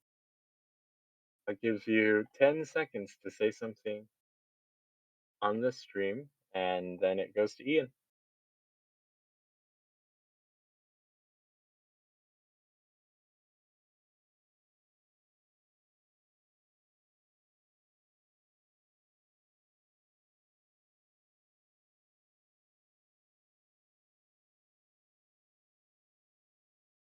Alrighty then.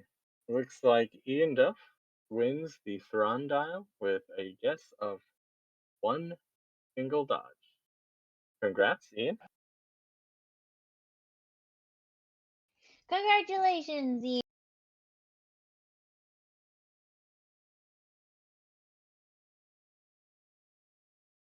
Man, Lucas almost got it with zero. Yeah, I know. Cheeky to win the tournament and the prize.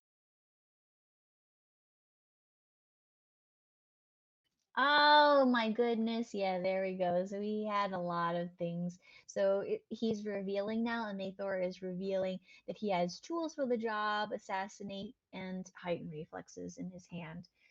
So yeah, that was definitely, even with Sabine rolling a dodge, there's no getting out of that one because of the height.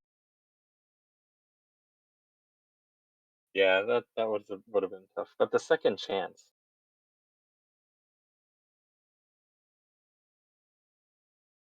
Wasn't the second chance on the other? on the blue Sabine, yeah, that was just the perfect sort of blocking of the final blow.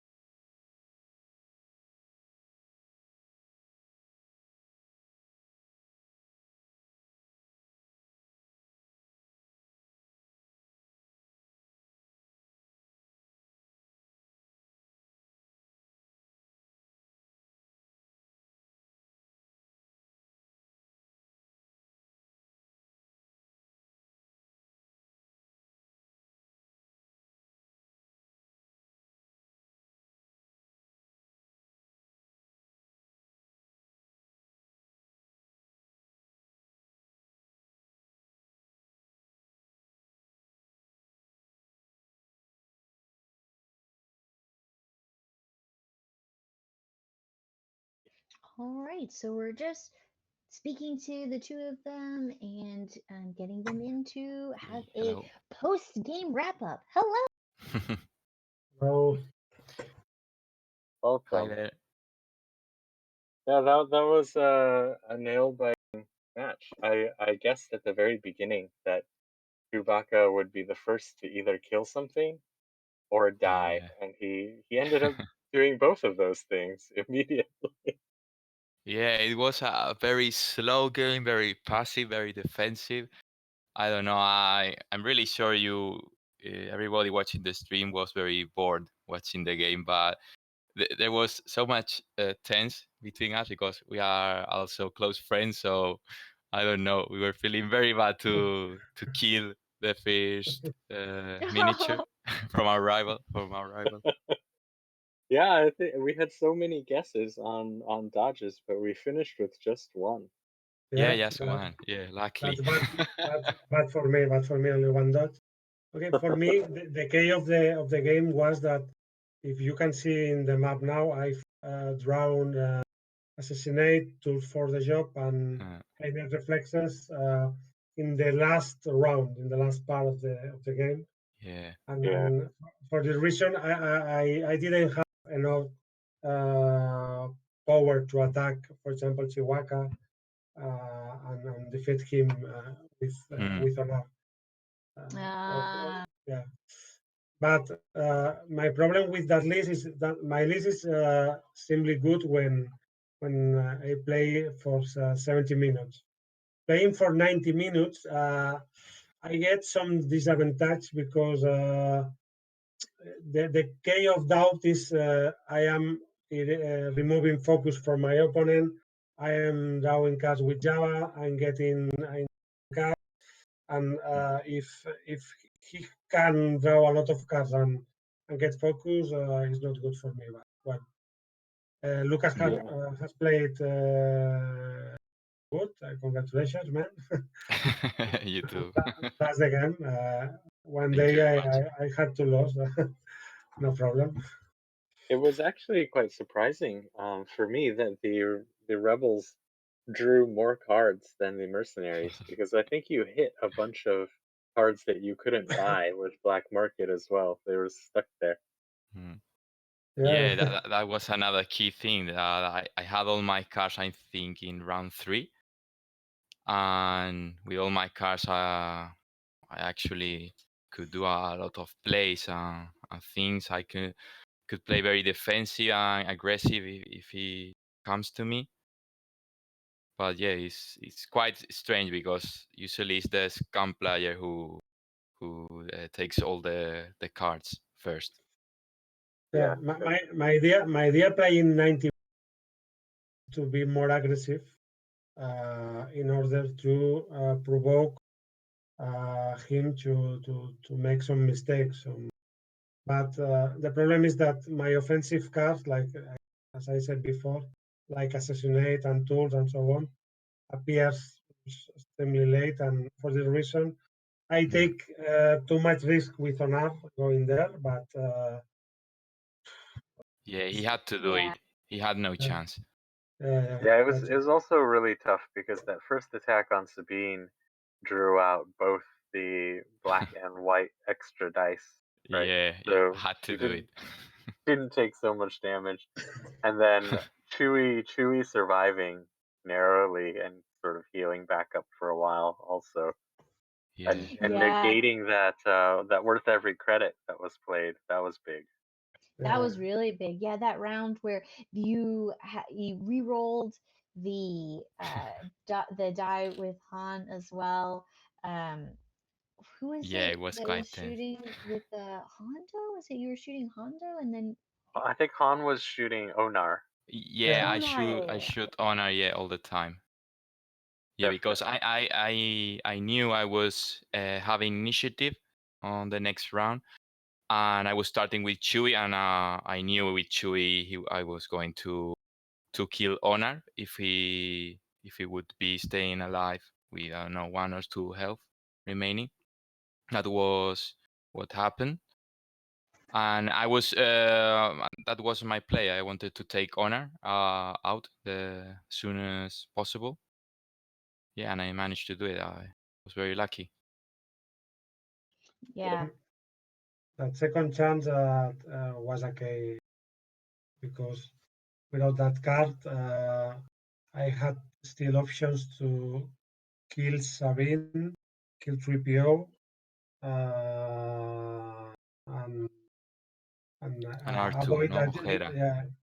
Yeah. Hera no, because you have on the lamb. If I attack Hera and I'm not attacking Yeah, Han, that's you true. are going to be on the lamb. Yeah, I think if you had been able to kill Sabine and if you'd rolled the 2 damage on that grenade at the end to kill 3PO, maybe then if you just dodged one of Han's shots, you still could have had a chance, I think. Yeah, but it was the end of the round, so I just had to take some more objectives, and it was done. I think. Yeah. Yeah, it was tough. Yeah, it was tough. I think you wouldn't have had 2 of the points if he had killed off Sabine. So that would have helped a little bit. Yeah. But it's quite hard to stop the victory point ramp against a list that's got Rebel Graffiti and is holding fuel cells. Yeah. Yeah, we both had Rebel Graffiti, but we drew it very late on the game, Yeah, and we I were was right. very afraid, waiting to him to play the card, because I think it was my I don't know 9th card I draw. I think something like that. Yeah, you both played Rebel Graffiti quite late, considering the amount of card draw on Yeah. both sides. I think our viewers were also very surprised that you didn't have a more graffiti dominated game. Hmm. I was Yeah, half expecting you to both kind of pick up a couple fuel cells and then just harvest victory points and not shoot at each other that much. But quite yeah. a few things died at least. Yeah, there was only one fuel cell on each side that was picked up, but we were really wondering what was going through your mind when Han moved up right across from that door, and we were wondering, okay, is he ever going to open that second door? And it ended up being closed for a really long time. What was going through your mind there? Yeah, I put Han over here, and I was It was just really waiting. scary. Yeah, to him to open the door. And well, I think he played correctly. Not open the Yeah. no open the door, because it was going to be a very big shoot over Guido, and without Guido being able to return fire to Right. me. And that moment I had on the lamp, it was not interesting for me to open that door because you have three main figures with, and I knew that you have some defensive cards like stealth Yeah, brace for tactics. impact, Uh, stealth tactics. you play Yeah. defensive usually, and for this reason, for me, was not interesting to open that door. Well, one of my idea of strategy, if I was what I've done to put the Jaguar with an objective there in the corner of the map, then there, in my opinion, he's protected, is sure. And with Feber Graffiti and the Jaguar, I was forcing you to be more aggressive and take more risks. But no way. Yeah, but having the control of the center part of the map, I was able to get some more objectives if it was necessary. So I was quite confident. Yeah, Yeah, being in I that think position. it looked quite scary because if the door was never opened, then he could have just taken those 3 fuel cells and sat there and Yeah. gotten so many points every round, right? So it was sort of a forcing the mercenaries in this matchup to really be aggressive and go in there and try to get Han and Chewie out, which is not easy to do. Yeah, Yeah. that was my whole idea when I saw he wasn't playing very aggressive and don't wanting to go into the main hall, the center of the map. Yeah. Yeah, I think that was definitely really, really big. One remark is, only one dodge, but I think I've rolled 3 blank. Yeah, Oh, we were just saying that too. Yeah, I was saying that I should have run a raffle for blank rolls instead of dodge rolls. Yeah, people saying 5 dodges, 8 dodges. Oh, I know, eight dodges. Wow. yeah, one dodge, for example, with on will be a game Yeah. in the game. Yeah, When you attack definitely. with It's especially early on if you didn't have to use on the lamb so early and you had gotten a dodge, or even just enough to survive a bit more. That would have made a difference. Yeah.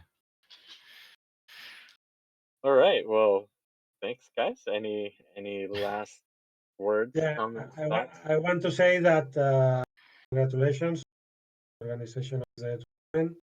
Yeah. I've enjoyed it a lot playing, a lot of different lists, and funny lists.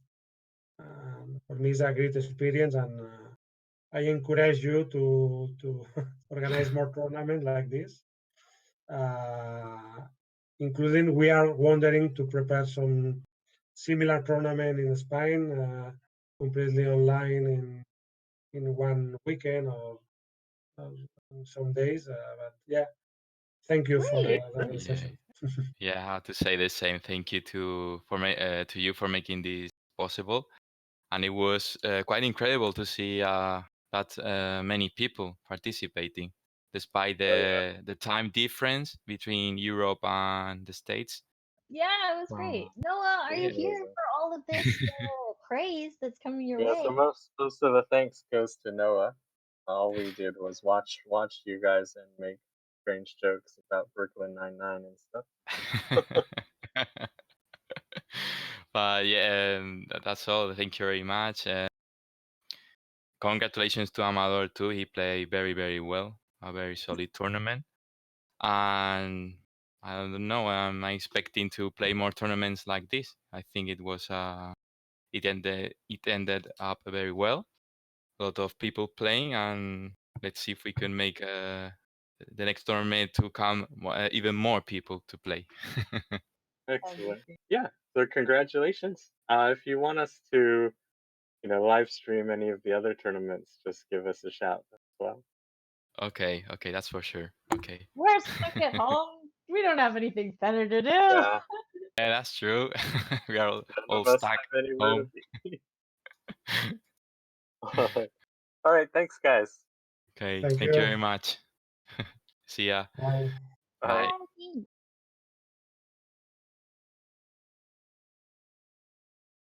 All right, what a great end to our worlds. Nice finals round. Han Chewy, really tough pair to crack. Yeah, I think that's first time I've seen a Rebel list win a big tournament in quite a while, which is very cool. I definitely, if you had asked me to predict what list I thought was going to win the entire thing, I don't think I would have necessarily chosen Han Chewy.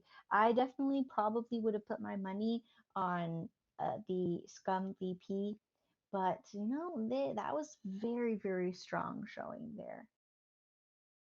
Yeah, I think part of it was because the center of this map represented so many points in terms of victory points as well that it almost negated a little bit of the VP rush that Scum VP gets, right? Right, If right. they also have Rebel Graffiti and they have access to, all of these fuel cells, it's difficult to ramp up the same way as usual. Well, we hope to see you on another day for another tournament. This game is still going. We're still playing matches. We're all stuck at home. Let's play some games on Vassal.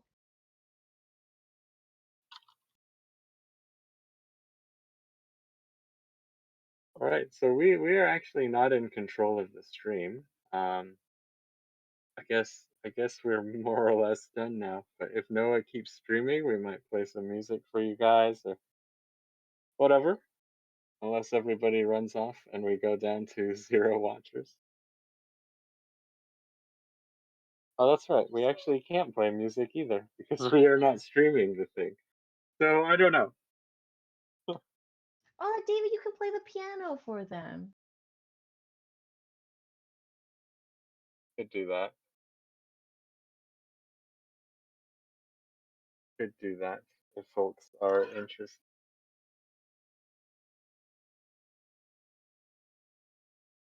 Yes, definitely. Everybody make sure to give Noah your thanks for organizing and running all.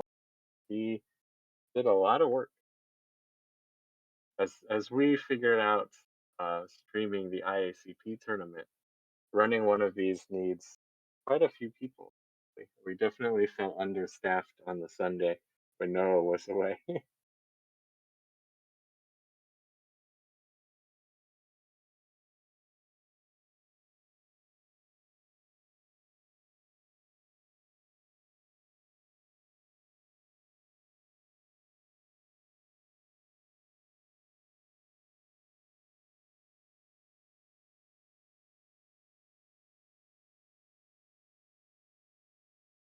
All right, thanks everyone for watching and hope to see you at the next one. And don't forget, if you like hearing us talking forever, you can listen to our podcast, Built on Hope.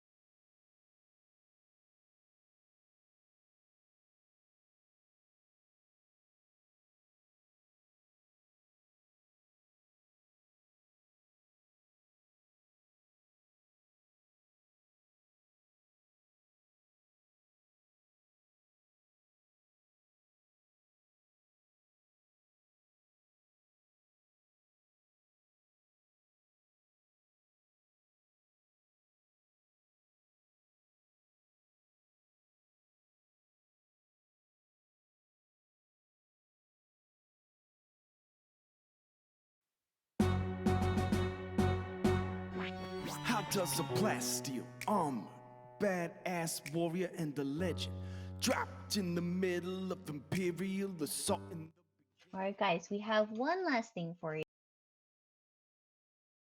So Noah has written a song about the Royal Guard champion. So if you want to stick around, we're going to play you out with a new song.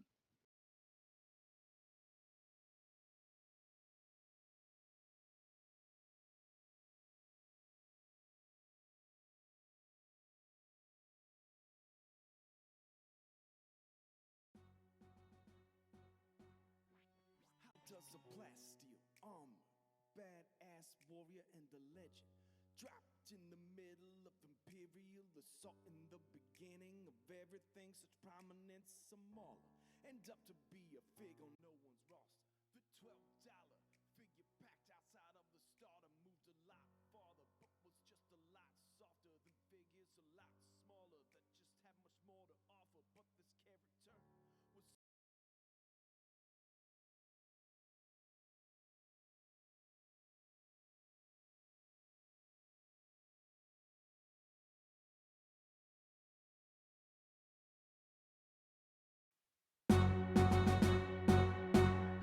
was how does a plasteel armor, badass warrior and a legend, dropped in the middle of Imperial assault in the beginning of everything, such prominence, smaller, end up to be a fig on no one's roster. The $12 figure packed outside of the starter moved a lot farther, but was just a lot softer than figures, a lot smaller that just had much more to offer. But this character was so much more than joke fodder.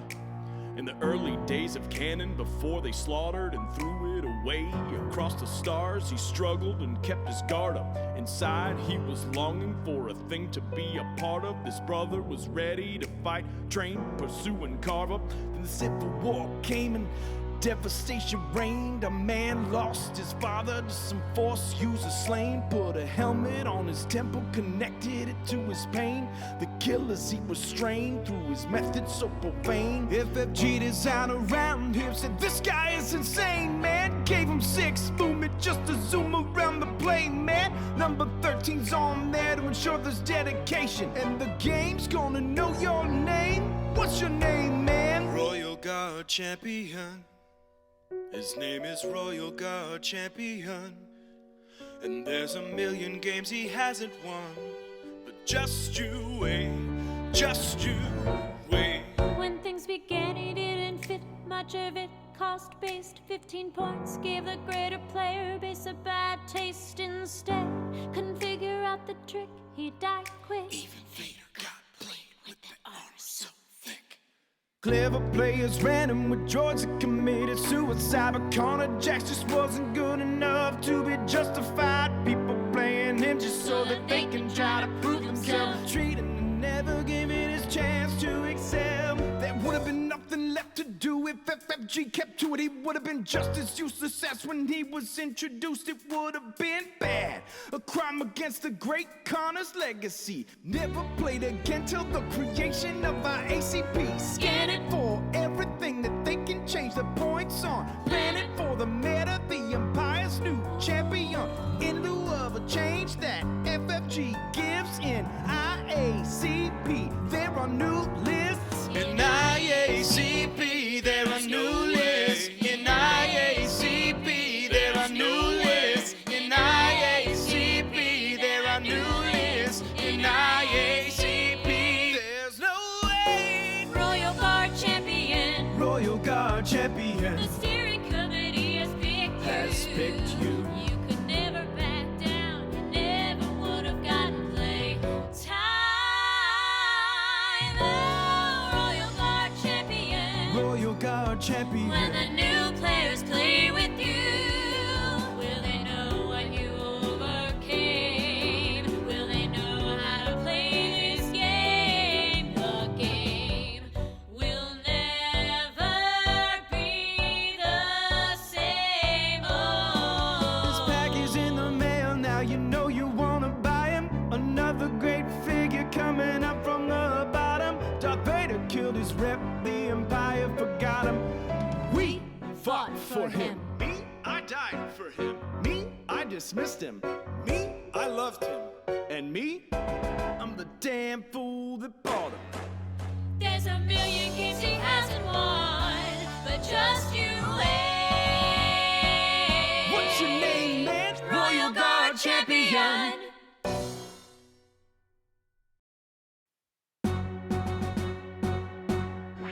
How does a plasteel armor, badass warrior and a legend, Dropped in the middle of Imperial, assault in the beginning of everything, such prominence, a mauler.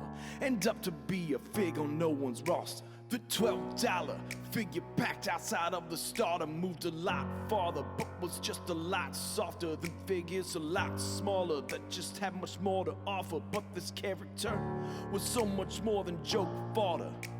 In the early days of canon, before they slaughtered and threw it away across the stars, he struggled and kept his guard up. Inside, he was longing for a thing to be a part of. This brother was ready to fight, train, pursue, and carve up. Then the Civil War came and devastation reigned. A man lost his father to some force user slain. Put a helmet on his temple, connected it to his pain.